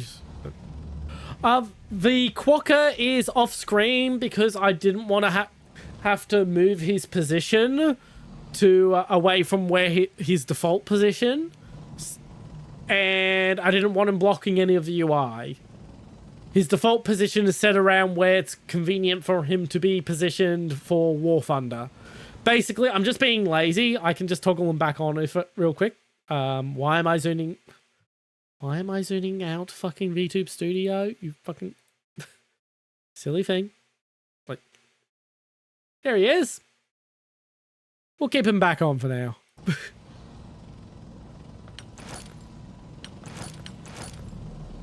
Okay, I can throw him into heavy armor if I wanted to.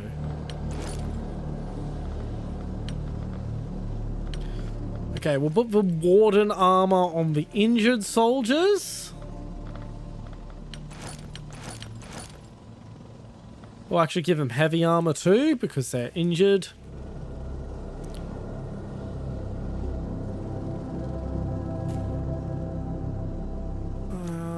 Let's just drop some of the weight, since you can't really carry that weight. No! I didn't want to get... Launch combat team. Still fidgeting.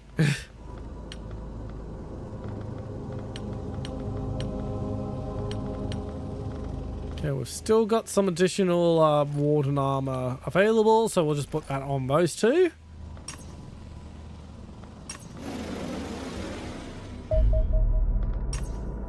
And the chat window needs to be brought back on top. Oh yeah, they don't give two shits about bad language so long as you mark the stream as rated for mature audiences.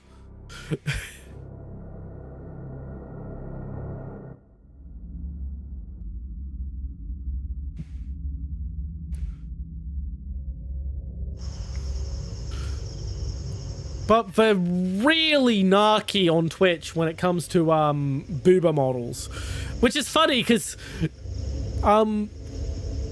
actual women can get away with shit VTubers can never even hope to get away with. It's ridiculous. Oh, and if you're doing it in VR chat, suddenly it becomes kosher. Suddenly it becomes all kosher if you can have like the most lurid model out there short of just straight up nudity. And it's okay, because it's VR chat.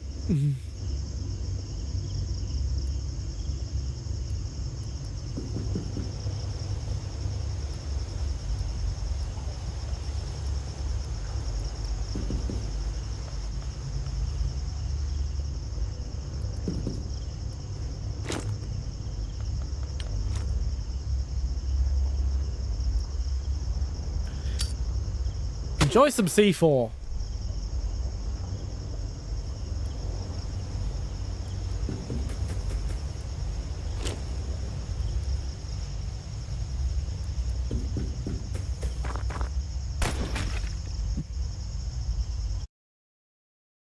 No problem. It's a quokka.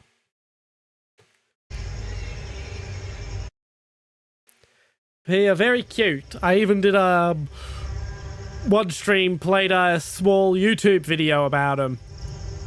Just the first one I found. Unfortunately, it was an AI video, so it just repeated the same shit over and over and over again.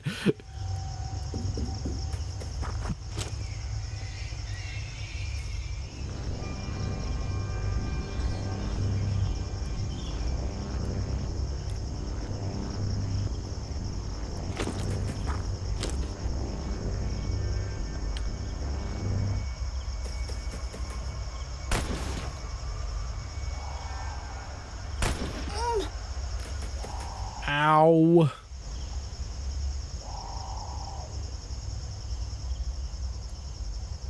Are you bleeding?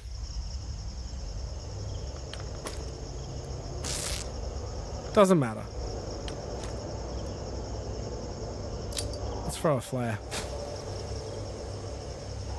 Yes, they do.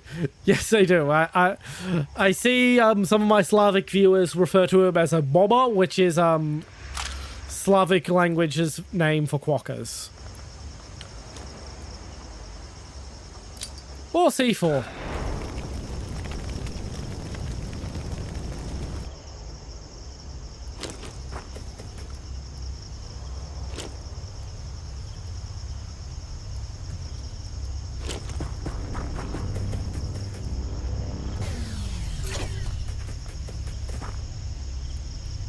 Quack indeed. Ducks are fun. I have ducks. I have to help feed them now because of Mum's broken wrist. She just can't carry everything till her wrist heals up.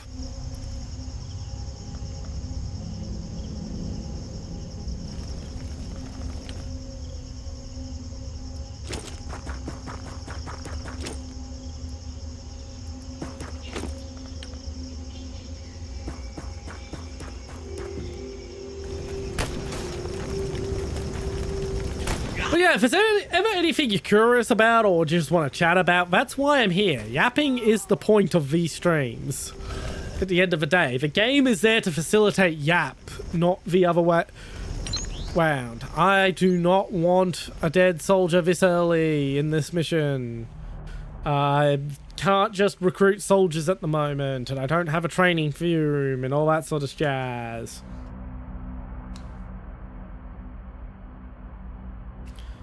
Boop boop boop boop boop boop boop boop boop ba la ba ba. Loading, loading, loading.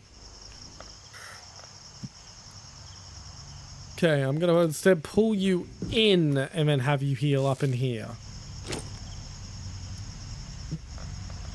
Still gonna have you throw the C4. Not particularly, no. Otherwise I wouldn't have loaded. I have no qualms about save scumming.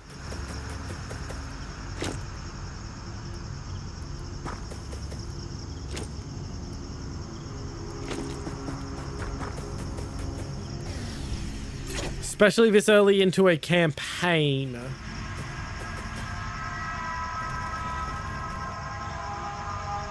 I think it is safe to say the answer of the question of the stream's title has been answered. Xenonauts 2 is finally good. It was very rough for a while. As stated, Cheese, once he is animated, we'll start the voting. Other people will be able to suggest names. You may lose out.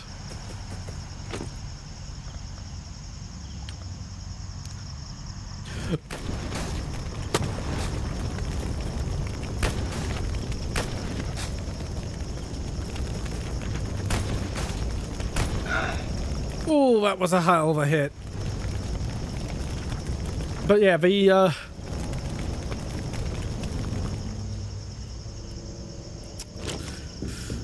it will be a while before he's animated, sadly.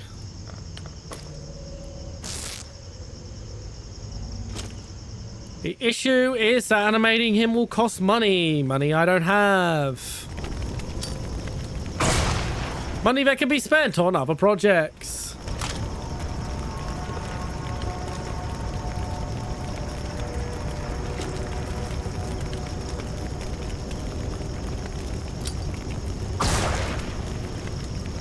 There he is.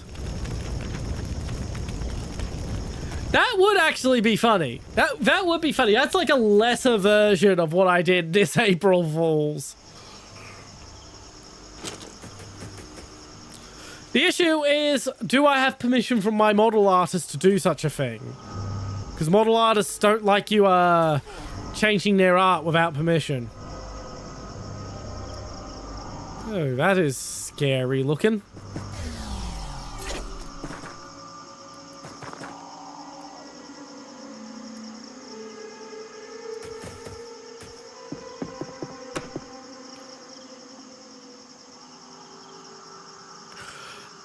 The model costs $18. Animating the quokka over here is going to cost close to $70.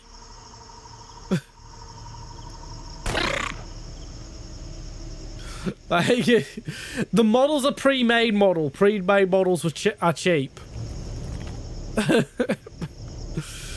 Getting something custom done, that's expensive. It's just red. It's just red.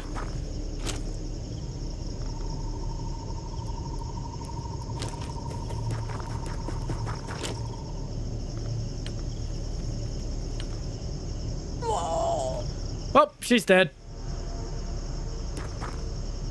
I don't think she has Warden armor on, so I don't really need to worry too much about collecting her armor.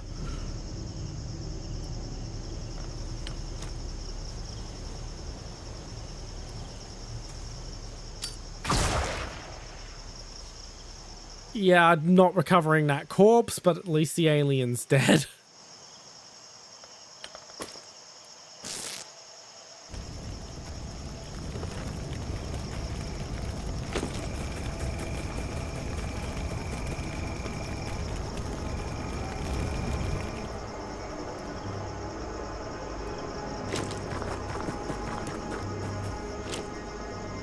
Don't think I'm gonna get a full rescue.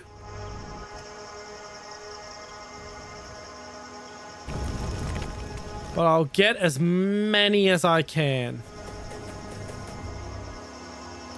Oh my god, the alien's still alive. Okay.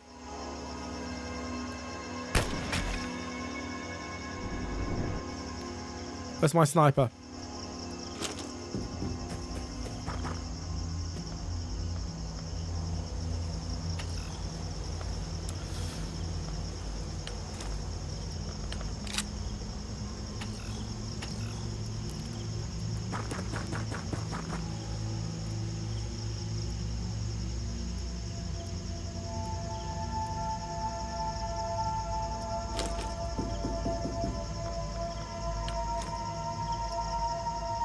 See if I can... Okay, still alive.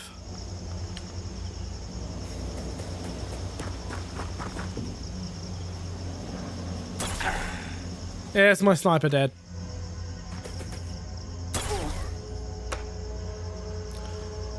Okay, now I'm going to... Okay, I'm going to load the turn 1 save. And we are bugging the fuck out. We are just not even bothering. I'm not losing this many soldiers till I can reliably train them up and recruit more. Fuck it. Let the doomsday clock grow. Did I say cock instead of clock there? I think I just said cock instead of clock.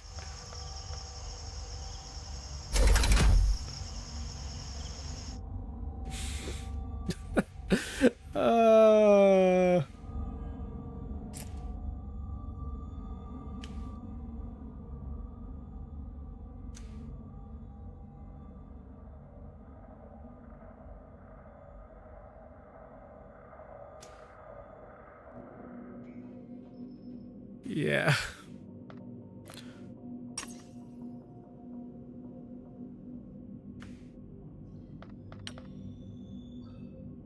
Okay, we definitely need some upgrades and training. Okay, base, we need training center, medical center, Missile battery.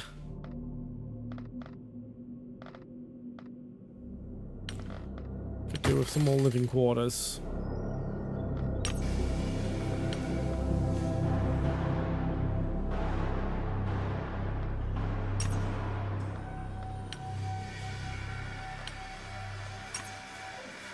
Alright, let's get extra warden armor up too.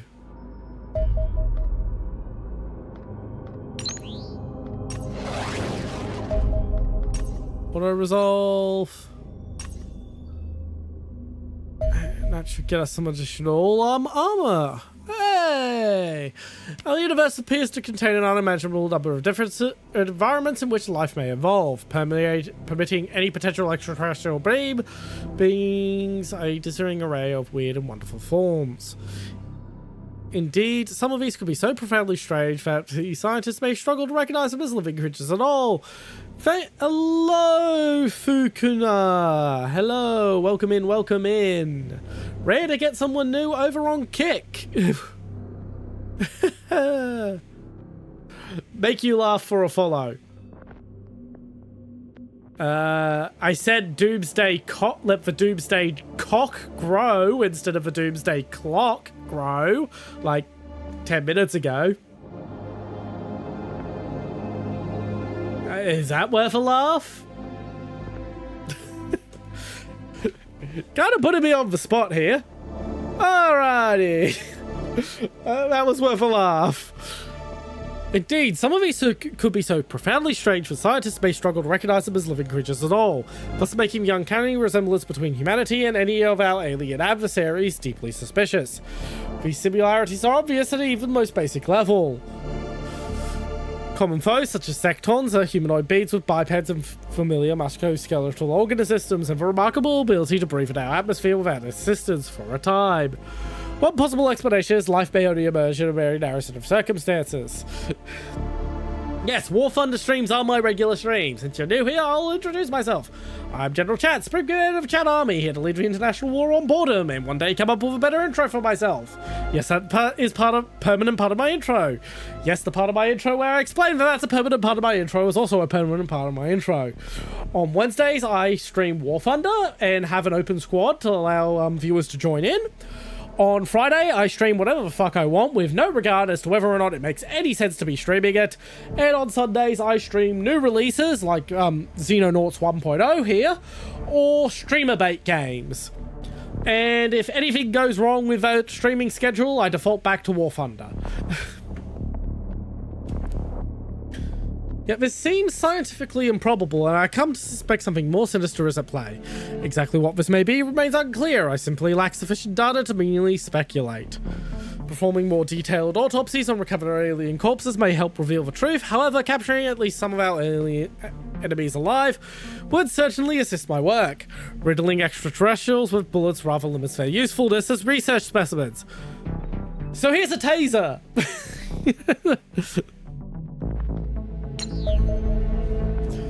Autopsy secton. Yeah, it's totally not a sectoid from our Temu sectoids because we don't want to infringe on copyright from XCOM.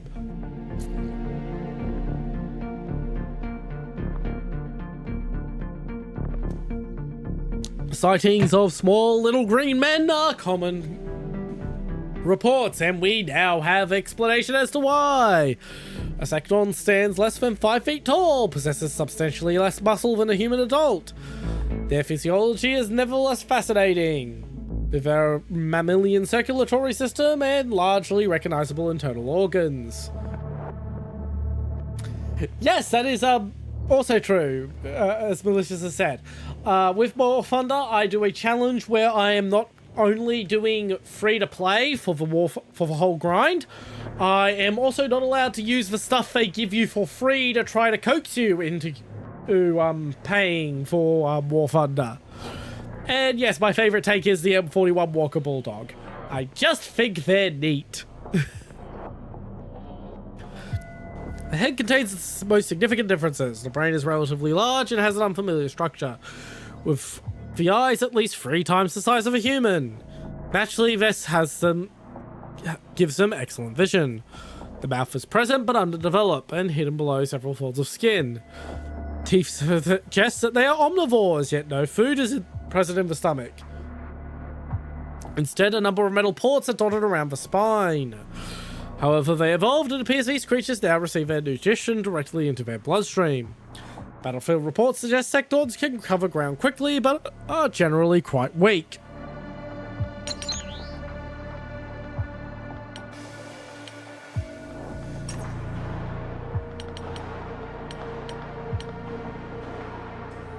Okay, let's add 8 of those.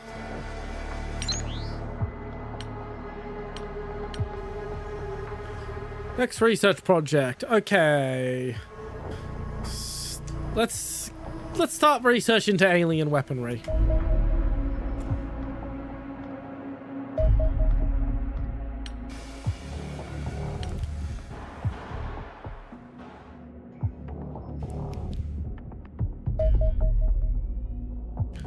A cleaner leader has been identified. Let's eliminate him. Absolutely. I'm all in on a hit job.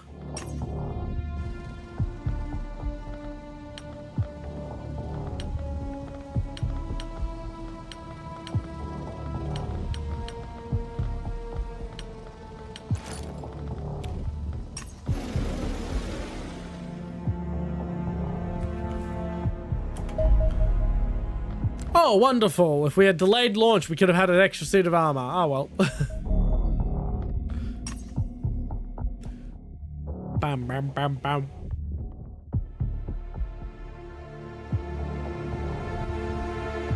I do need to, tomorrow get into contact with Syncra, the guys behind my chat, and see if they can finally get the widget working. Because I'm supposed to have a proper widget through them instead of just, using fucking window capture on the window that on the pop-out window that I use to follow the chat.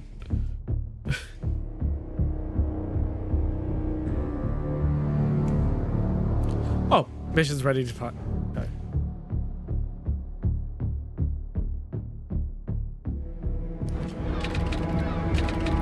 Secure area of the docks. Smart place to build a command center. Sweep the area, find the leader, eliminate. Grab whatever you can from computers. Okay, I'm not gonna focus too much on the optional objectives.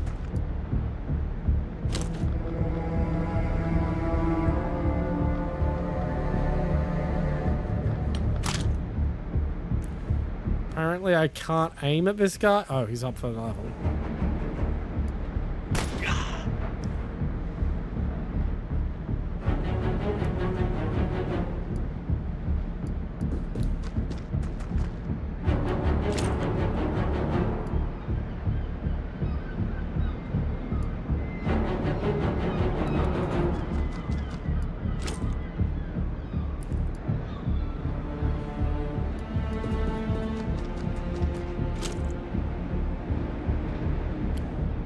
Get our sniper into position. I'm just gonna focus on doing the hit. Don't worry, I am never going to forget you, malicious. It's actually the same amount of soldiers I've had before. I'm limited to only bringing 8 members with me at the moment.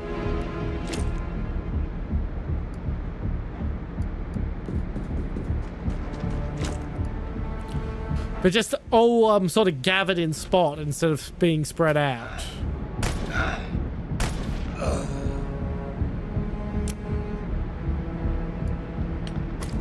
Patch yourself up as best you can.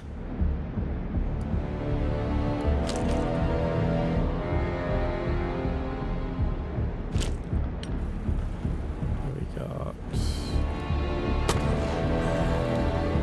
And down we go.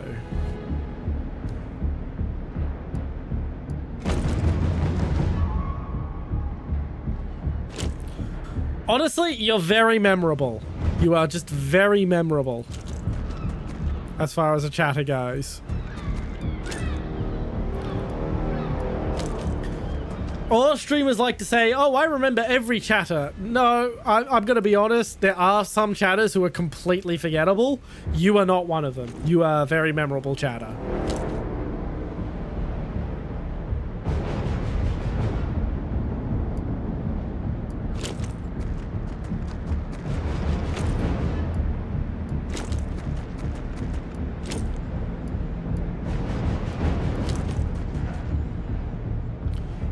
Honestly, the fact that it was the whole Tiger 1 thing, why do you think I call you the Tiger 1 guy? And your determination to interact when nothing else is happening. Which shows that you're at least trying to help me push towards actually being more entertaining. It's very helpful when chatters, well, chat. That's not to discourage lurkers. If you prefer to lurk. Lord knows I lurk in a lot of streams. But even just one chatter massively improves the quality of a stream.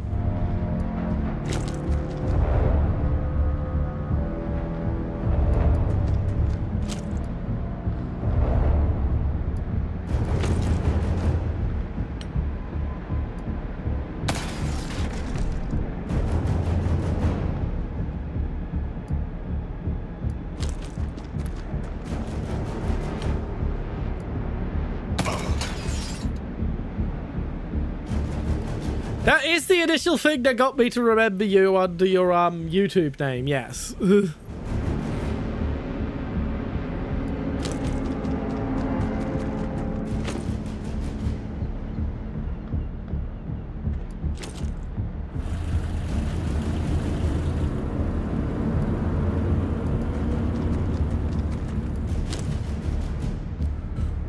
Okay, that's... Who's convenient for you to shoot?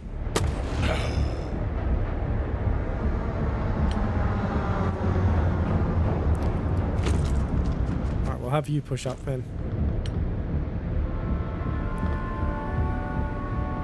Okay, I'll have you move that direction because there's a lot of them over there.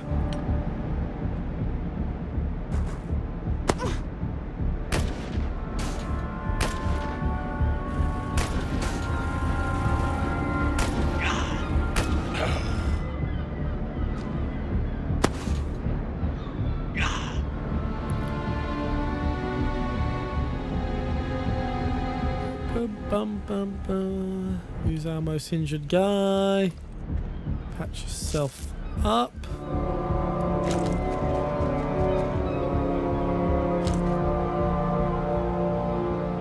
So talking improves the stream quality because it stops me from just going silent and focusing on the game. And it also creates opportunities for discussion about basically any topic, which becomes actual content that people want to tune in for.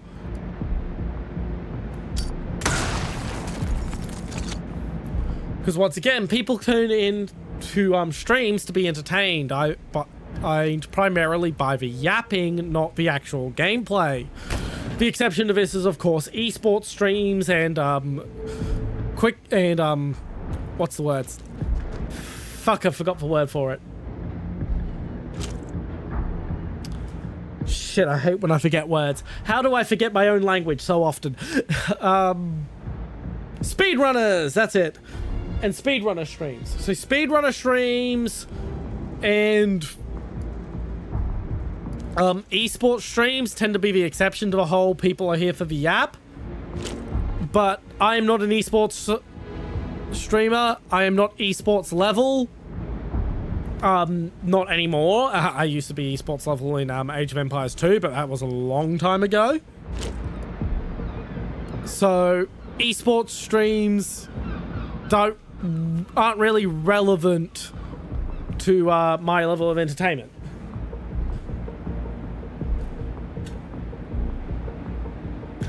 But yeah, as stated, you can ask any question, you can talk about anything you want. Like, maybe you saw a big fish yesterday and you just want to talk about a big fish. I'm here to yap. I'm here to yap.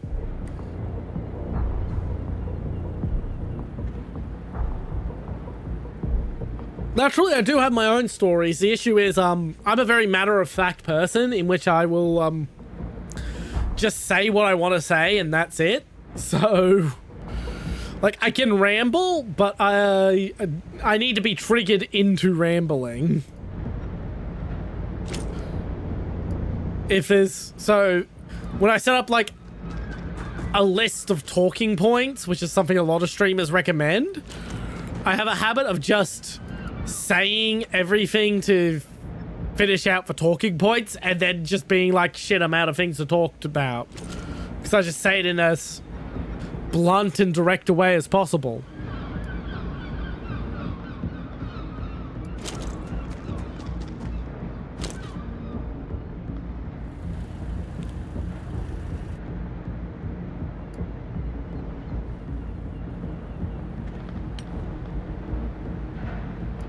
You.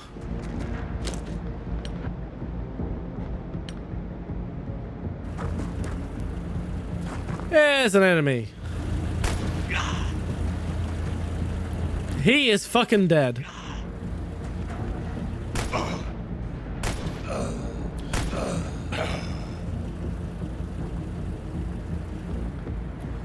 Okay, that is one fatality, but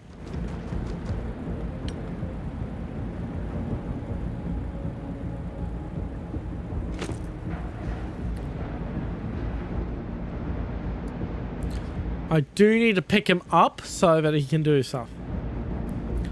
Yes, it reduced the amount of road wheels, and it also was due to rubber shortages in Nazi Germany. They had severe lack of rubber because, as it turns out, rubber is native to Southeast Asia, and why Thailand was an ally of theirs. The Suez Canal was controlled by the British by this point, and they can't ship shit through the Suez Canal. They can't ship it through Russia either, because Russia was their enemy. As it turns out, you really probably shouldn't cut off your trade routes in a conflict like that.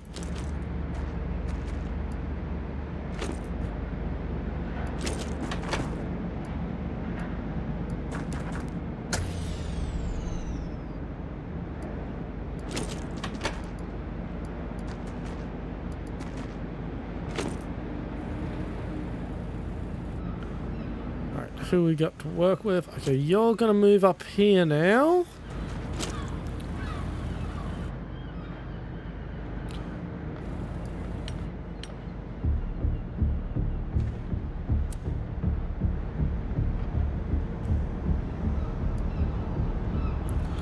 Okay, I need his dead body.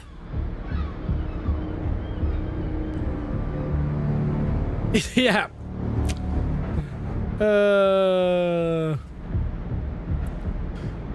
Don't worry, I'm not expecting the world from the chatters. At the end of the day, having a chatter who is actually going to chat is nice, but I don't expect it. So, just having someone say anything is already more than most streamers could ever ask for. Like, I know I'm a very small streamer and all, but guess what? I'm technically in the top 1% of all streamers. There's that many streamers who don't get a single chatter, who get only like 1, maybe 2 viewers total, that I'm already in the top 1%. Now, to be successful, I need to be in the top 1% of the top 1% of the top 1%.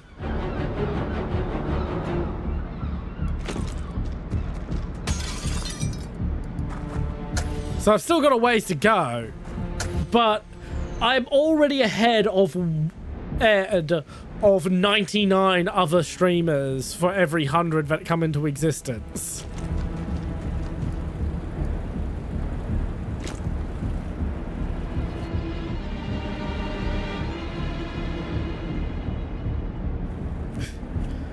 Typically, someone who's into Tiger 1s is a complete Verhabu. Typically. And a complete Verhabu they would expect to be into all German vehicles. Hey, there's a target.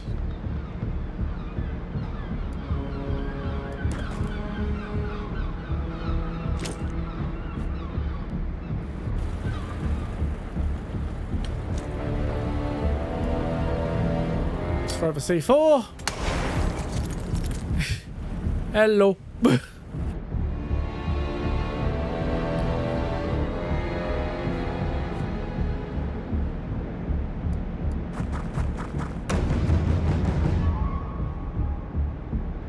But yeah, being only into the Tiger 1 is a bit unusual, malicious. But hey, like, sometimes it's just the only one that really appeals to you.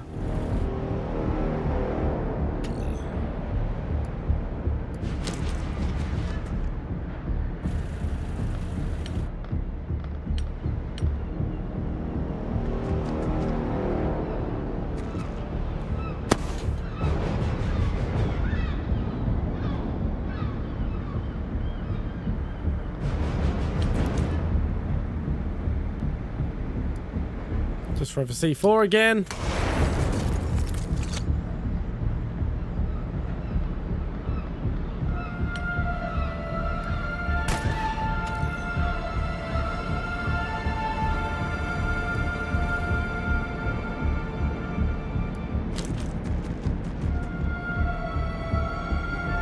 So normal shot 59, 21, aimed 79. Okay, we've got enough for the aim shot, so let's get the aim shot onto that guy. We're starting the process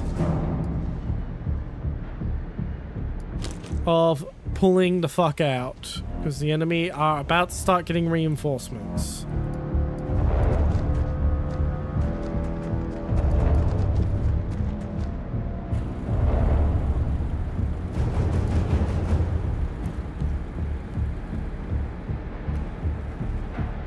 Okay, we're gonna start sending you back as well.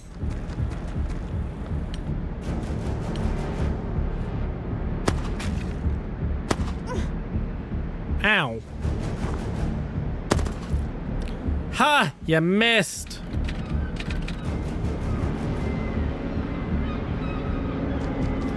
Really? That's where the fucking reinforcements are coming from? Jesus Christ.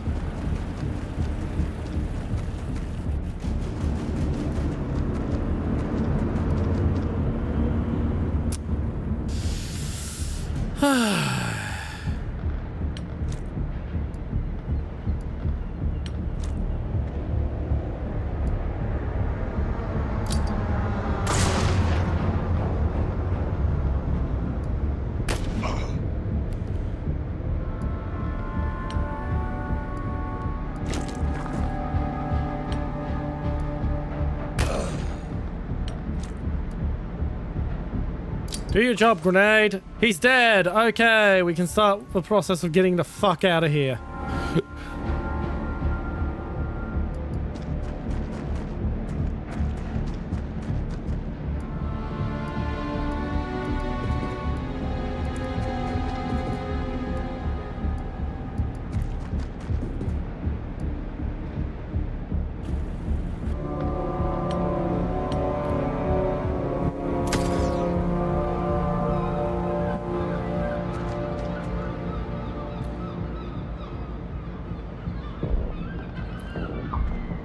Okay, your best bet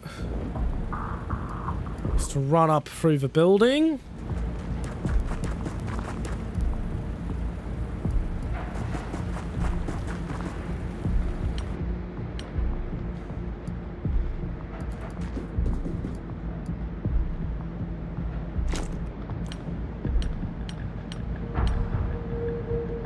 This is how we're getting out. One casualty's fine.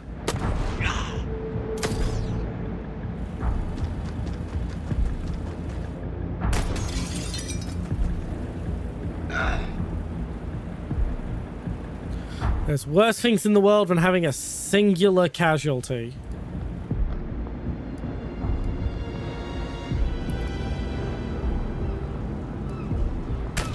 No! Ah! Fuck! That was the wrong button.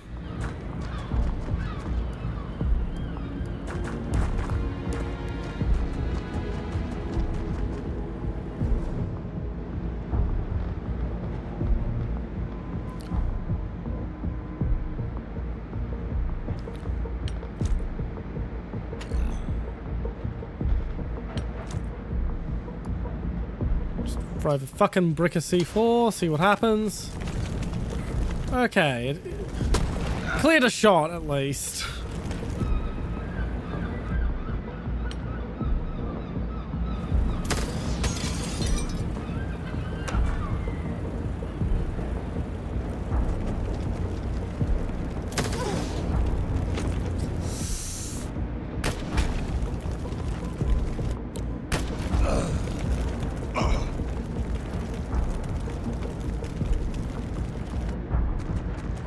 Come on, I don't care about those guys. I don't care about those guys. Hurry up.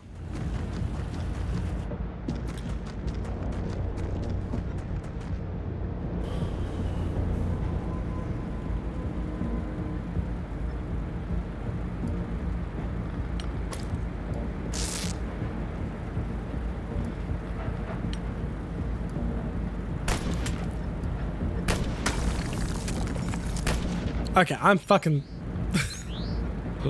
Load. I've not wasted that many time units on all those shots. Oh, fuck off for that.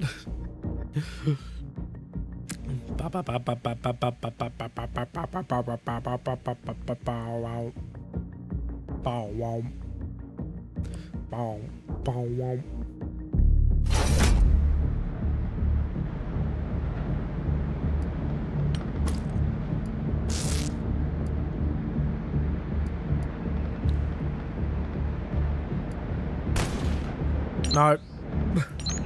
Loading again. As I said, I am fucking happy to save scum. In fact, you know what I may do is I may see if I can run my wounded soldier into where the unwounded soldier can patch her up. And see if the sniper can keep everything covered.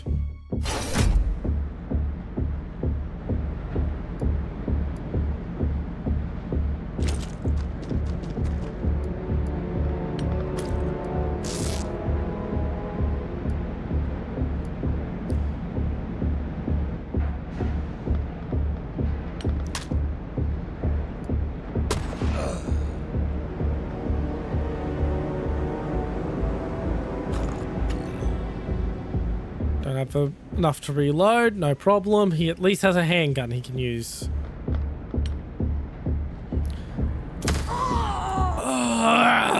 Fuck.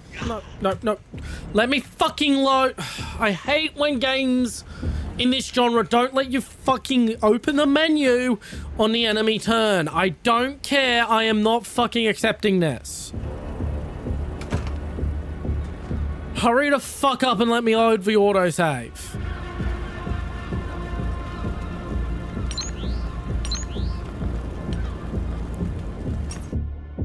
My fucking god, that is so fucking annoying.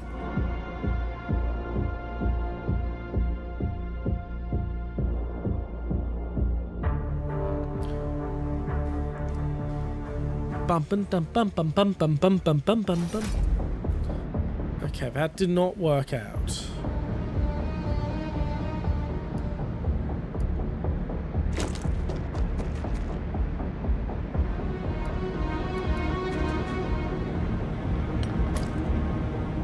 Yeah, YouTube doesn't care. It does affect my reach if it happens within a certain part of the stream.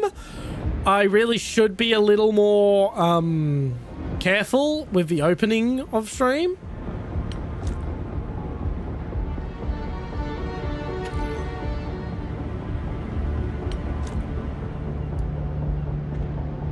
Let's try this.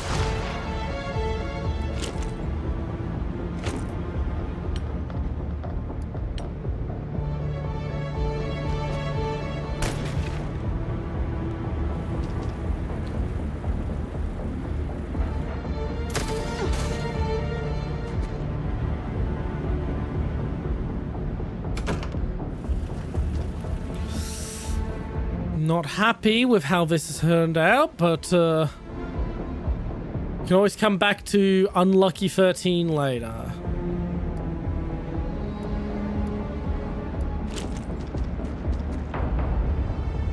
I don't fucking care! It doesn't change what I'm trying to do! Stop yelling at me about enemy spotted!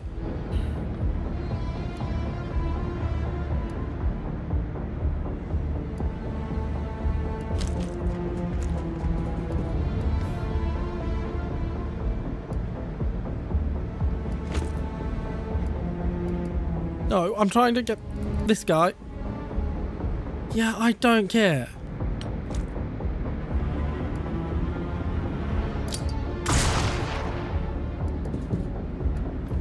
You have a smoke? Yep.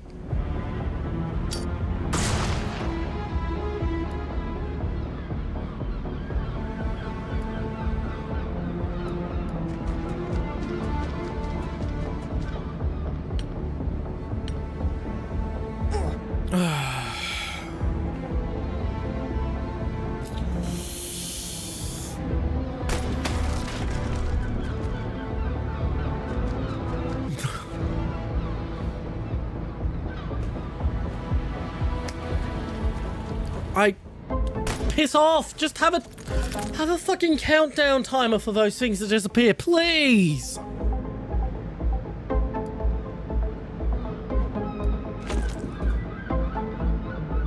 No, I don't want to leave them behind. What?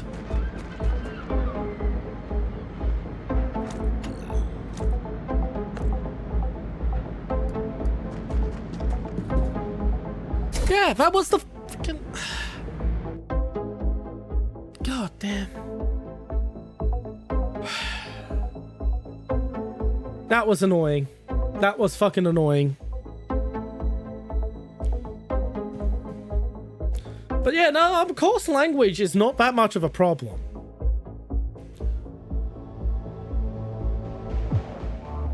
As stated, YouTube doesn't like it when it's within like the first half hour of stream, but I don't really have the discipline to worry about that, so at the moment.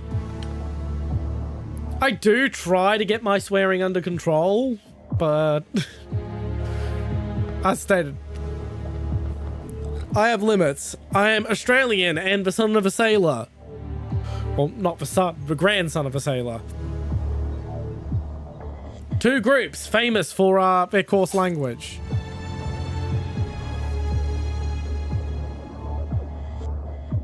There we go.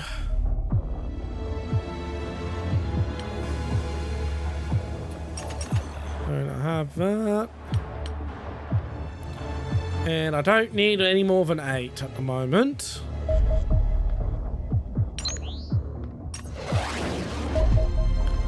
Auto resolve. Accept result.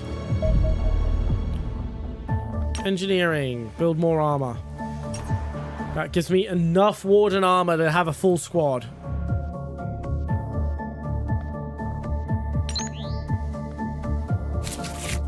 Let's identify some recruits. Alien magnetic weapons.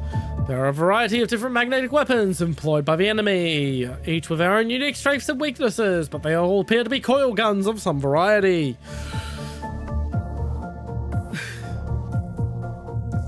Yeah, I highly fucking doubt that, malicious. Like, I could see someone using a bot to write their comments for them, but yeah, you're not a bot. You're not a bot.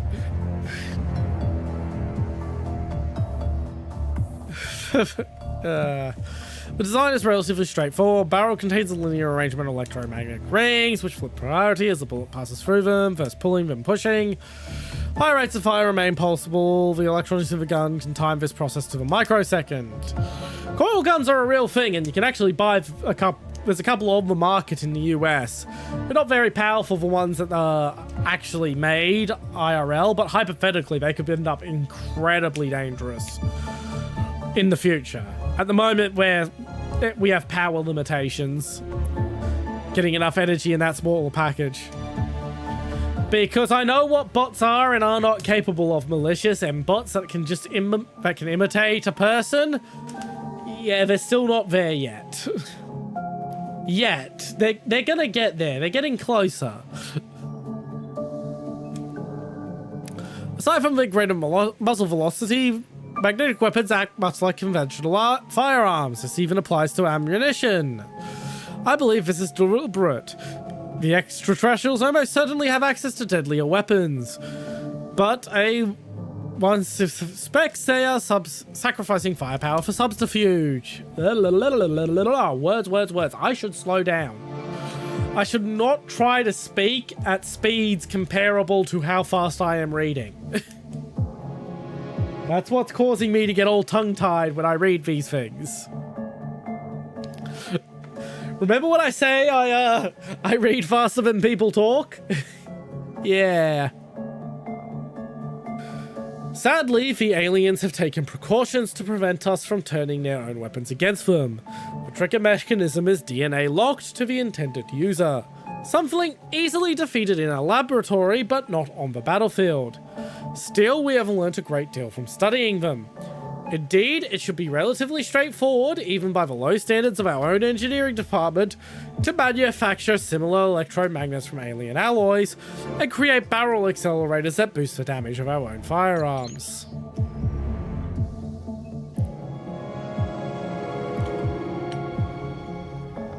Combat vehicles next.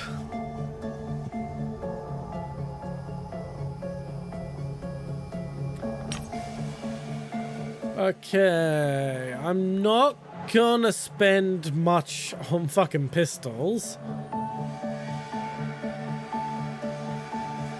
Whether or not I should get 8 accelerator rifles. How many alloys do I need?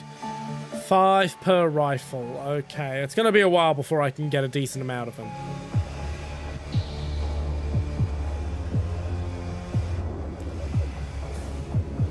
Clearly taking inspiration from Elysium for their designs. Yeah, I kind of get the feeling that would be the better spend of resources. We'll see. Yes, eventually there will be tanks in this. Eventually there will. Our engineers at Georgia have completed the armor. Yay!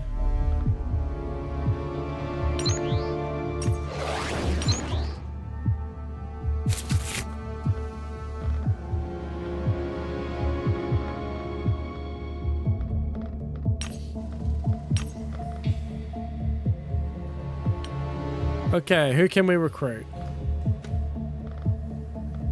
We need recruits. You're decent, you're decent, you're decent. You're better.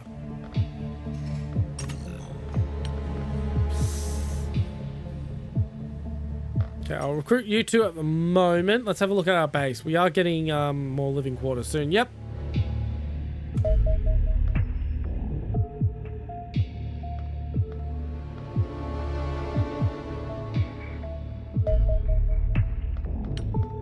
Base? Okay. Soldiers. Recruit. You two, you're pretty decent. You're alright. Who else is decent? Oof. It'll be a fictional tank based off of a real tank at best, if not a straight up made up vehicle. I know in UN XCOM, which is a total conversion for the original XCOM, that's in a very similar vein to this, they are real tanks. In there you can get PT-76s, you can get Saladin armored cars, you can get, I believe it's M41 Walker Bulldogs. Let me just check real quick, because I've got the fucking thing on my laptop here. Open file location. It was a UN XCOM. Where is it? Common.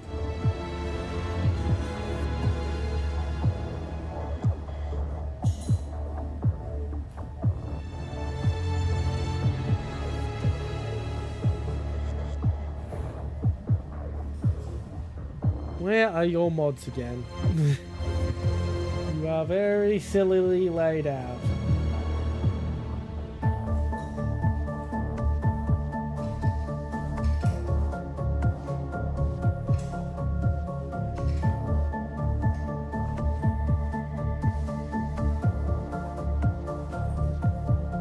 Here we are. XCOM. Resources.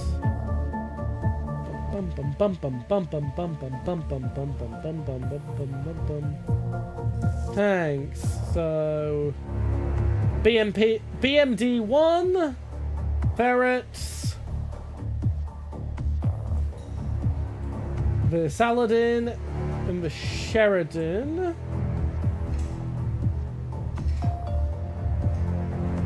Okay, those are the ones that appear in yeah, and the Leopard one in UN XCOM. Oh, the T-54 as well. I would love to stream UN XCOM, but I'm even less likely to get viewers than I am with this. The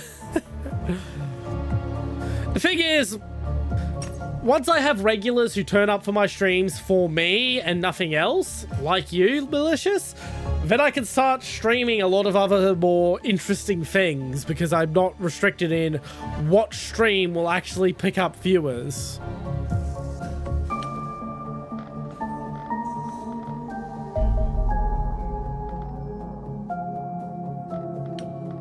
Okay, let's go base. Let's get more living quarters.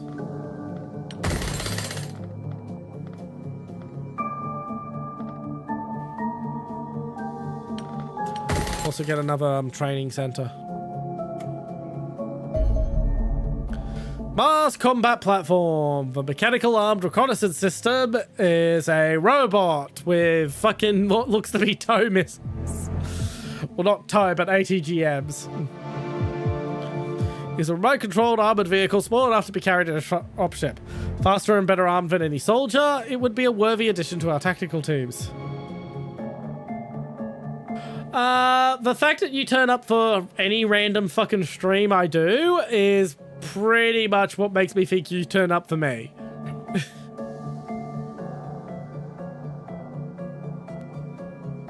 I mean,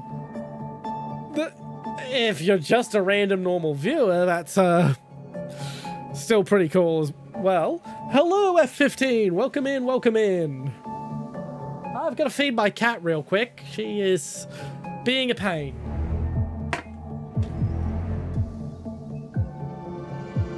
You didn't even need me to feed you. The plate's full of food. Just want attention. There you go. Here's your attention, miss. Hey, don't try to eat my hand.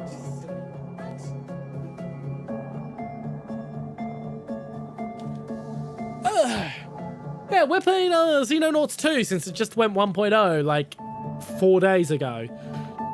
I don't even think it was that long ago.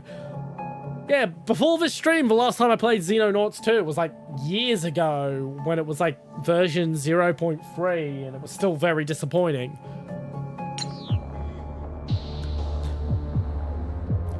That's nice to hear, Malicious. That's very nice to hear. Makes me feel like I'm actually having an impact in the world and making some progress. And Sentry Gun. Though I shall refrain from commenting on the pathetic attempt to defend our previous facility from the cleaners, I nevertheless thought it prudent to bolster our defensive operations. Thus, I present the Sentry Gun, an affordable, robust vehicle intended specifically for protecting bases. It is literally a fucking machine gun with and a camera.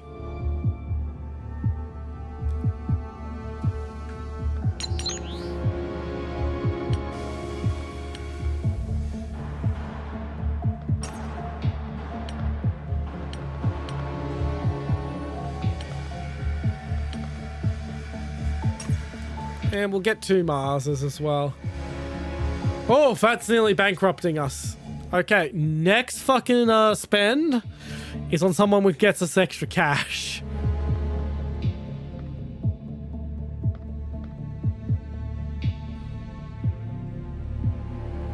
Oh, god damn it, miss. Yes, you're very pretty. Here's more pats for you, miss. Please stay in front of the second monitor so I can actually see the game. In UN XCOM, it's possible to get the Sheridan. In this game, I wouldn't have a clue. So this is part of a whole genre of games called XCOM-likes. Named after, well, XCOM. Xenonauts started off as a fan remake of XCOM, of the original XCOM. So XCOM was developed in 1989. It's a very iconic, very prominent strategy game. In 2012, a remake was announced, and the remake was a fucking first-person shooter. Fans decided to crowdfund their own Xenonauts with blackjack and hookers. Basically, if they're not going to make a... Xenonauts was basically, if they're not going to make a proper XCOM remake, we will. It was actually the first video game ever successfully funded on Kickstarter. My cat is in front of my monitor because she's using my soundproofing as a scratching post. Please get off my keyboard. Please get your paw off my keyboard. There we go. She's being silly. But yeah, Xenonauts was more of a side grade to the original XCOM than a straight upgrade. So it worked on modern systems without any kajiggering. Original XCOM required a lot of work to get it running on modern systems. And that, at least until OpenXCOM came along and made it piss easy. It had a much better UI, but some of the gameplay was a bit... balancing was a bit different, and as stated, it was a side grade, not an upgrade.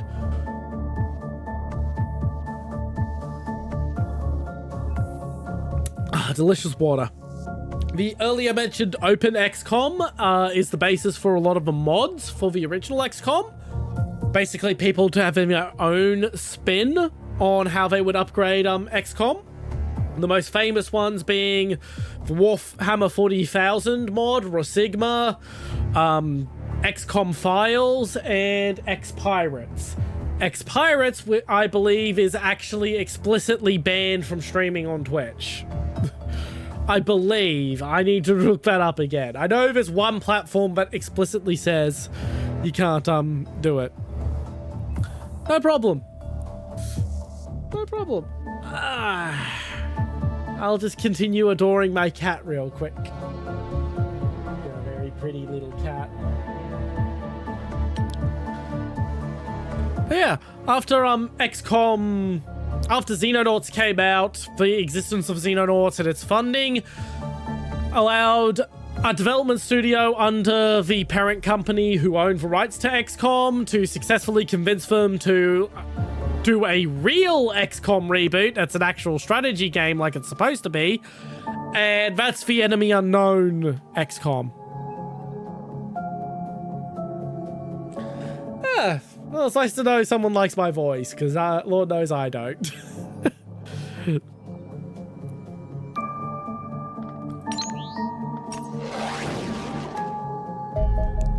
Auto-resolve. And please get off my keyboard, miss. Kitty. Ah! What are you doing? Silly cat? You're very pretty, though. I can never be angry at you for too long.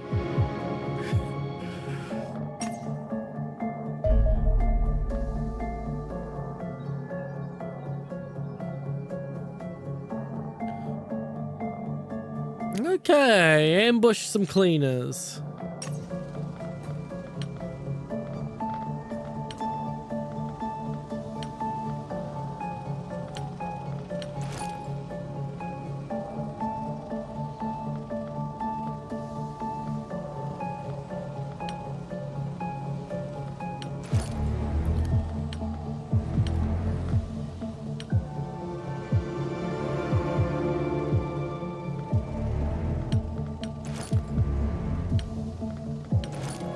Let's start getting our presets updated.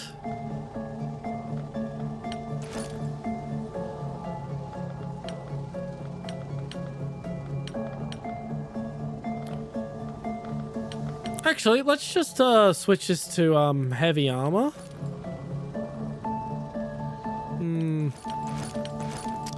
No, we won't switch it to heavy armor.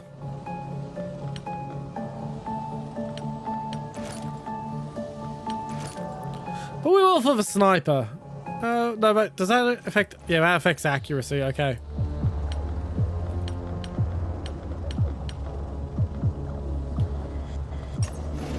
But we now have enough body armor to actually continue, to actually fully equip our squad, which is what I wanted.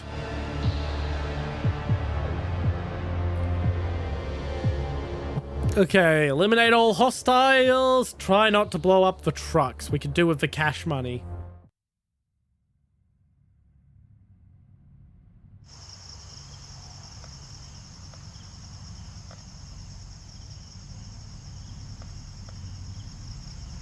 Ooh, we have a deployment phase, do we?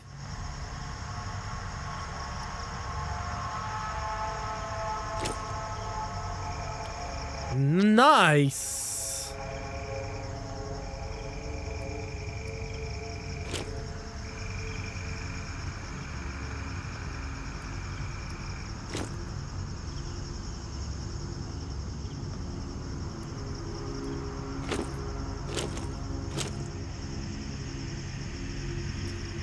Okie dokie, there's a little hut there.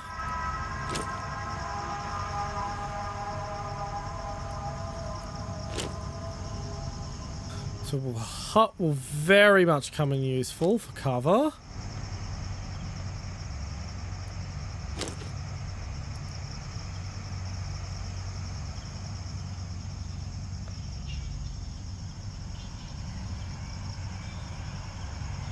What else is good? I think having you look down there. I think I'll swap you there and put you there. Right. There we go. That seems to be a good.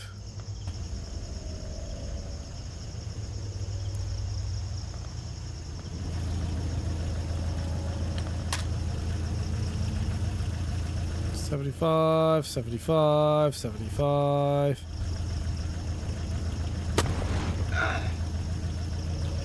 There we go.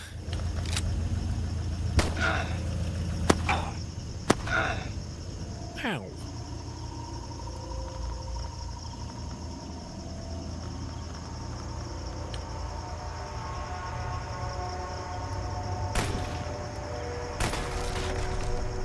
That's disappointing.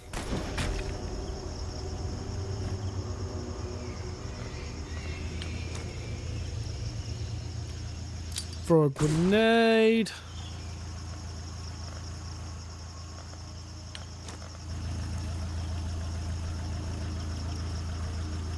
Throw a brick of C4.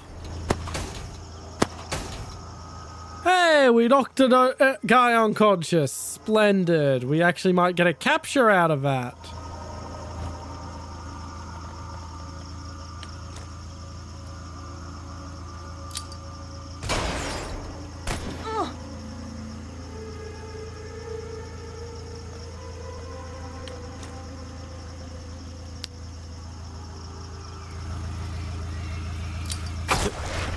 Well, that didn't go well.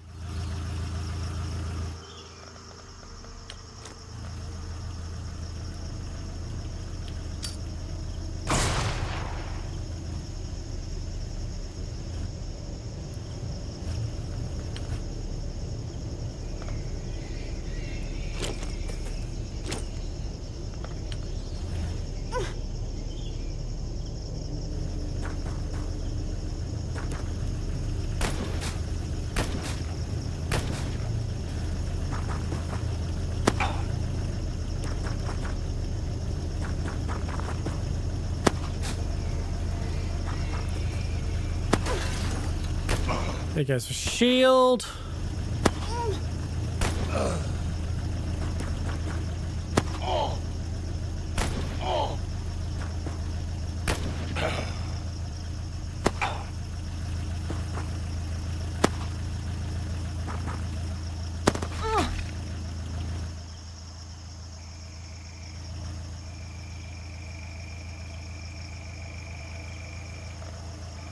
All right, who's bleeding?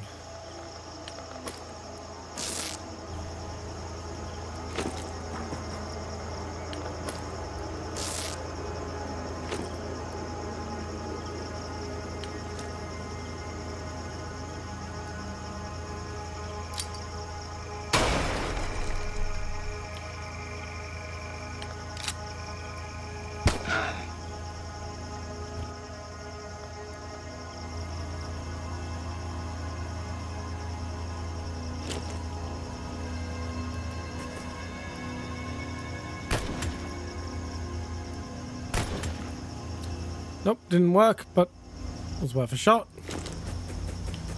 Have you run? Take a shot. There we go. He's down.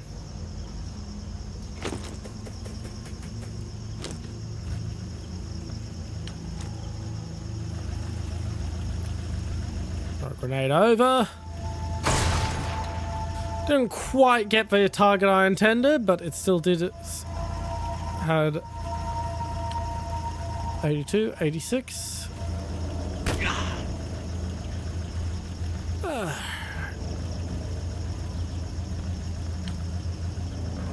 48, 66, 86.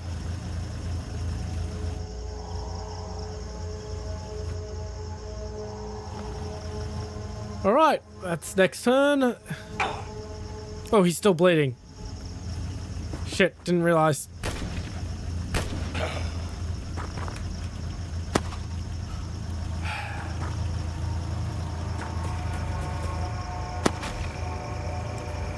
Okay.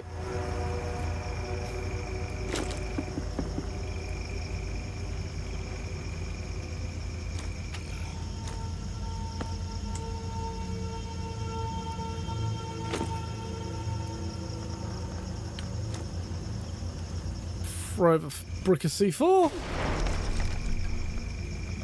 And try to get the shot off. Nope. Does not matter.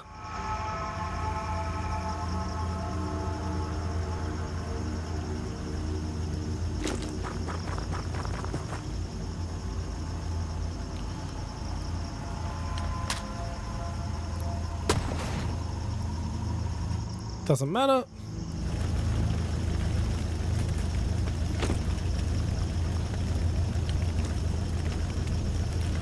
Nade out.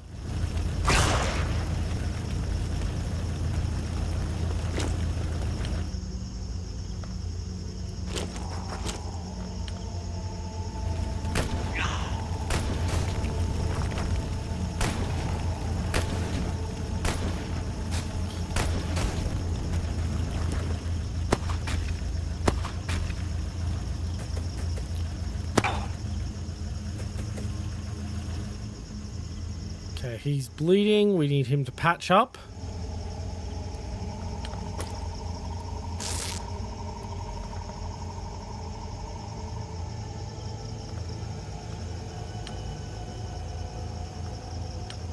And what we're going to instead do is we're going to just obscure.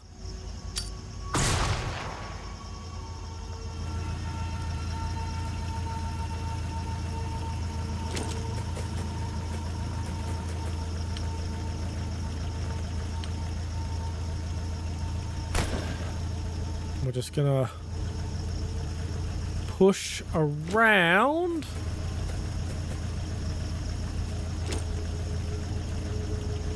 This way.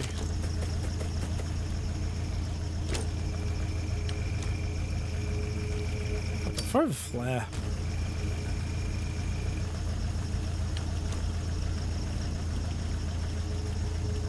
Throw that smoke as far as you can. Let's get more smoke up. Hello, account William. Welcome in, welcome in. Take you a bit to get your YouTube sorted.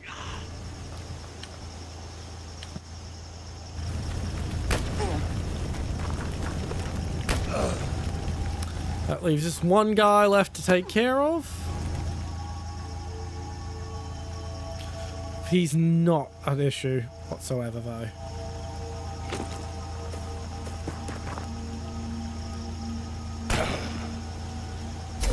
And that's mission complete with one fatality. But we recovered the body, so we've recovered the armor. And that's more important, because that armor is worth more to me than the lives of my soldiers. Yep, that's the sort of mindset you end up with in these games. As I said, there's a reason why some games of XCOM devolve into fucking suicide bomber tactics.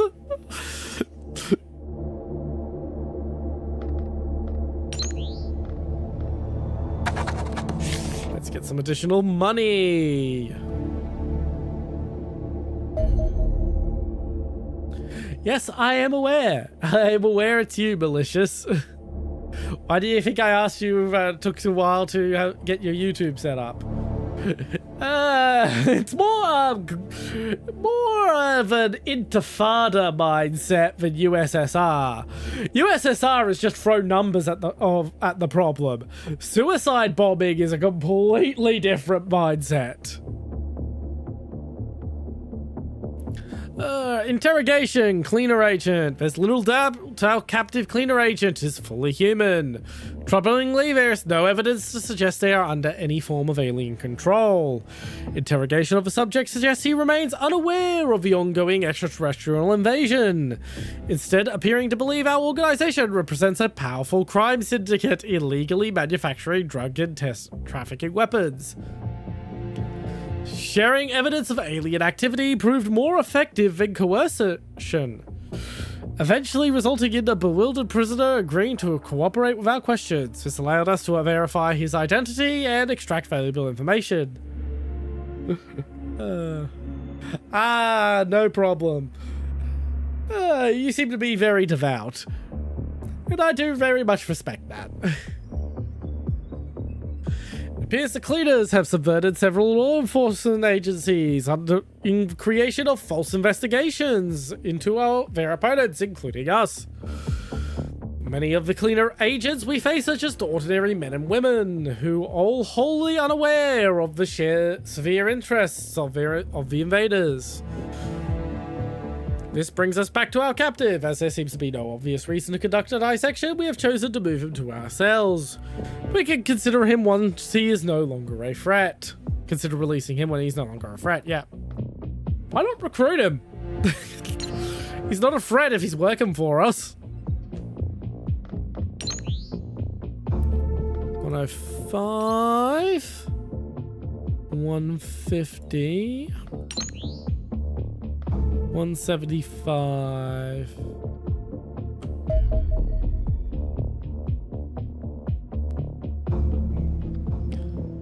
And we now have a training center.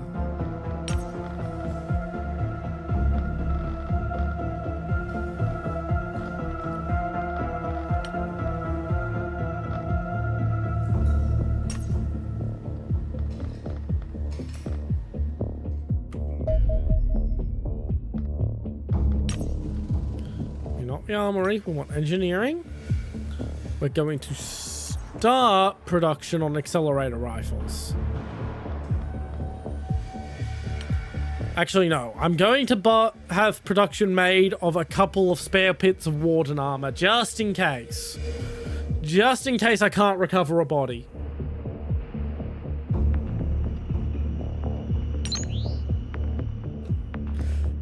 I'm not sure if your god would want you to pray faster. I think he would want you to pray more thoroughly. But if you think it's a positive impact, then I'm glad to be a positive impact.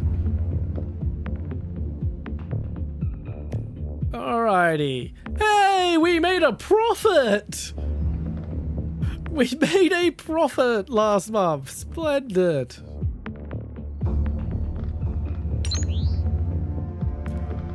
$250 for that. 105. Yep. More cash money is always useful. Launch interceptors. Tail till overland. Auto resolve.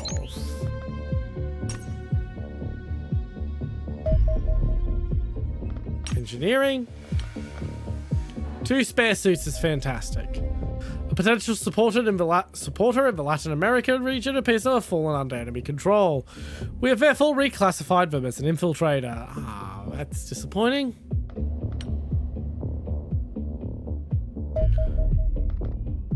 Following buildings are finished. Living quarters. Splendid. By the way, let's go look at our recruit options. Got anyone good? Not really. Well, that's nice to hear. And I am aware that allies got in Arabic, and that's who you worship in Islam. I have actually read the Quran and several hadiths before in my life. It was a long time ago, though.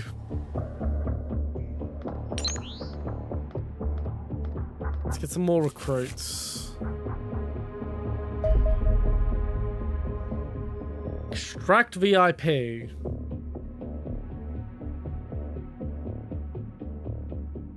All right, I'm going to hit my BRB screen real quick and go to the loo, and then we're going to extract this VIP.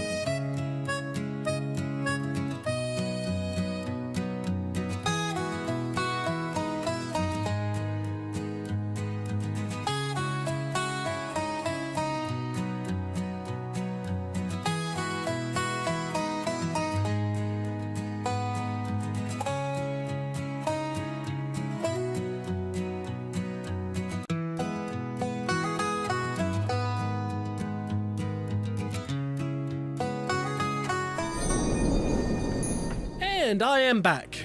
All right, let's launch this mission.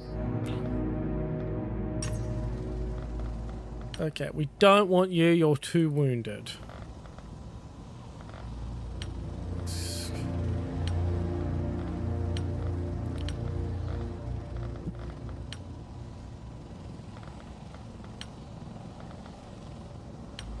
Okay, who isn't completely screwed up?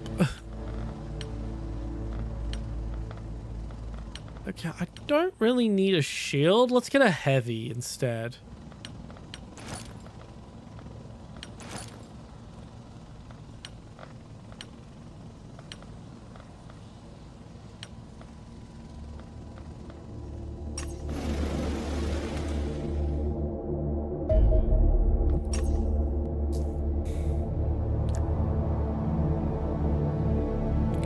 Boarding the mission before they reach the dropship will result in the complete loss of a strike team. Okay, so we're moving a VIP from point A to point B. This will be the last mission of the night, and then we'll be wrapping up stream, by the way, because I do have a bunch of stuff I've got to do before I head to bed, and it is very close to the normal end time. And I've got more stuff I have to do now that I'm covering for Mum with her broken wrist. I've been tracking a journalist investigating cleaner activity. Unfortunately, it seems they were on to him.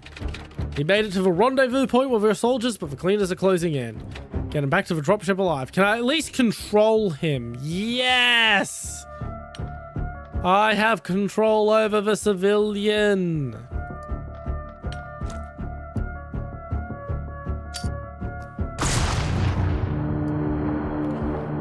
You have no idea how important that is. This means he's not gonna do dumb shit.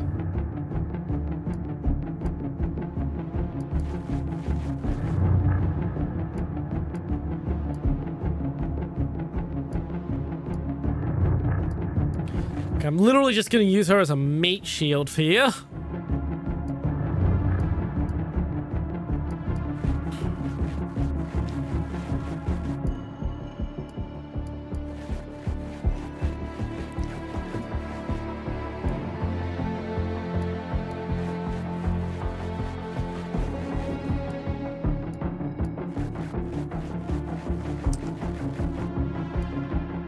Let's see if I can get a C4 brick in there.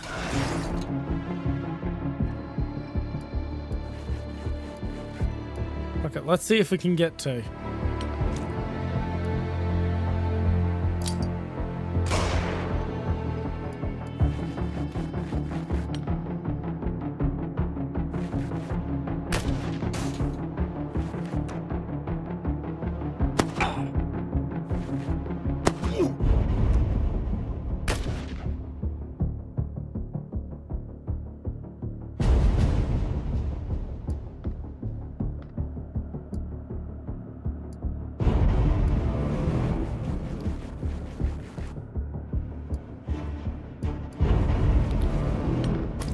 Patch him up.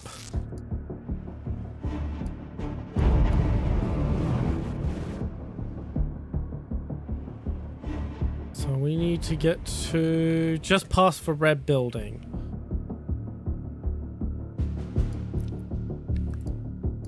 It's probably going to be a proper shootout in between the red building and us. So...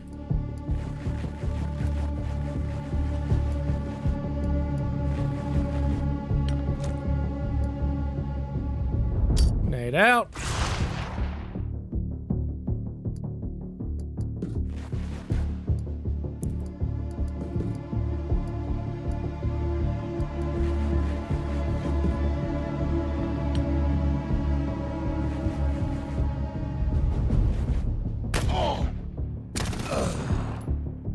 There's one enemy down.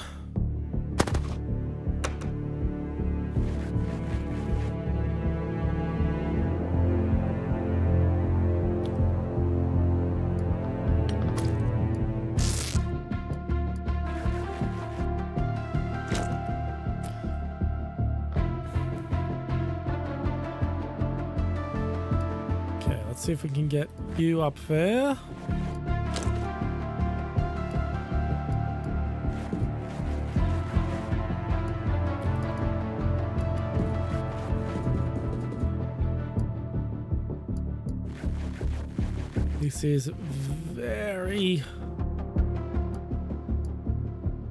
This is very much a very difficult situation to be in. We've got a lot of ground to cover.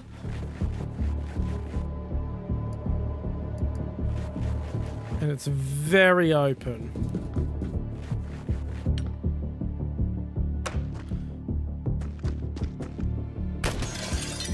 Well, he's down. He's almost down. And he's dead. Hey! Oh, finally, a little luck.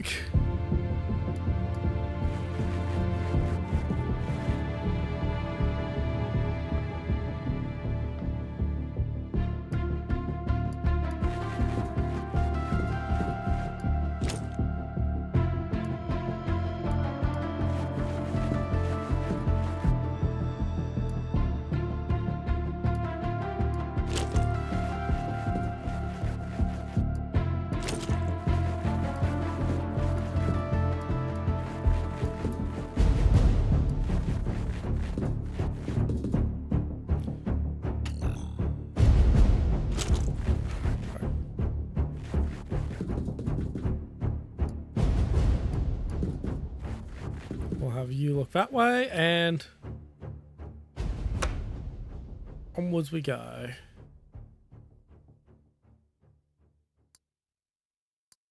I am very much liking the expansion of the amount of mission types for the early game, because the early game is where you end up spending most of your time in these games, in this genre.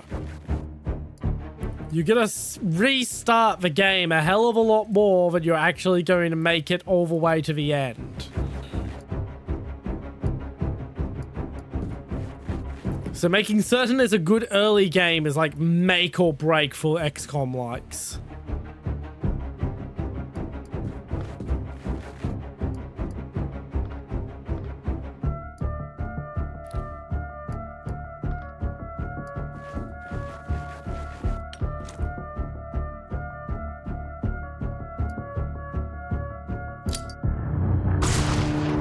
That'll do.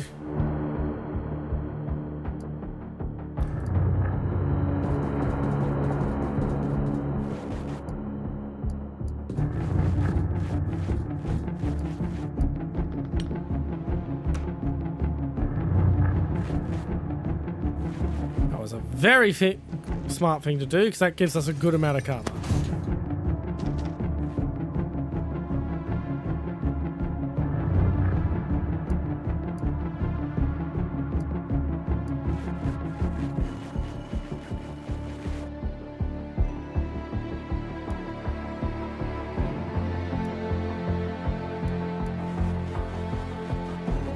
You get in the chopper.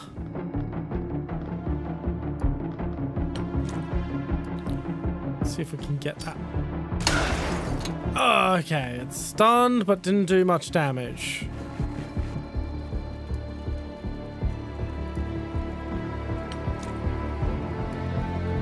Can we get a grenade over there? No, we can't. We have a small smoke.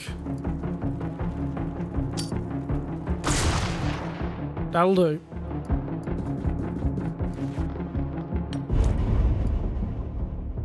Throw that through. Ow! That was a fuck up, but that time it worked.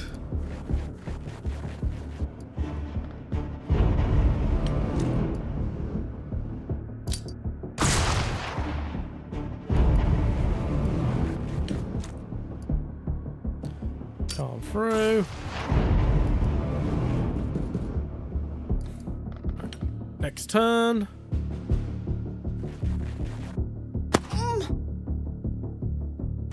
It's fine if he's wasted his shots on our soldier. It's the civilian we don't want to die.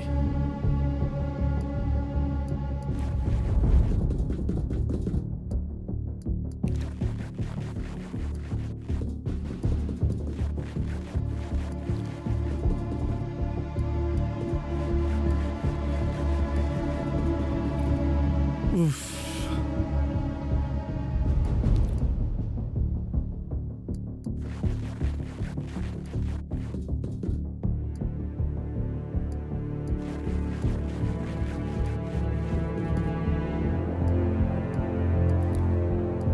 One.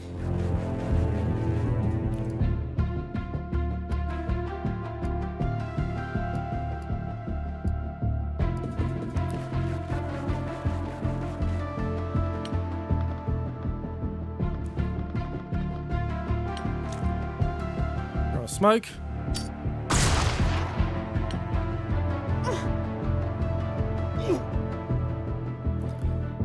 Okay. He's going to reposition and try to take a shot, and he fails. Fantastic. We just need to get the last guy on board the helicopter, and we are done. It was a bit faster than I would have liked, but that's still a good amount of time. No problem. We're just wrapping up now anyway.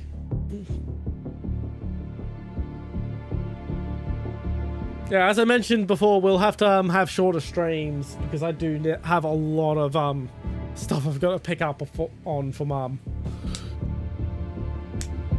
Oof. Right, that was stream. Alright, let's see who we can raid over on Twitch. I do need to learn how to raid on YouTube. I will say that.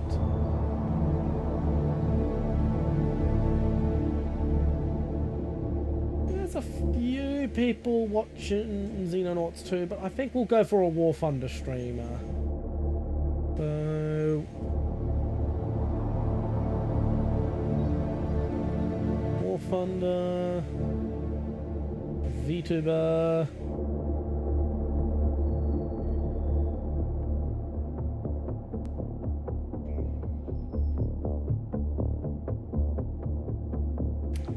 Okay, it's going to be Anuaki because pretty much the only person who speaks English who's streaming Warthunder right now is a VTuber.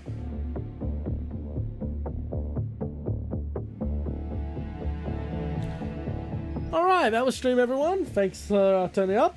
Bye.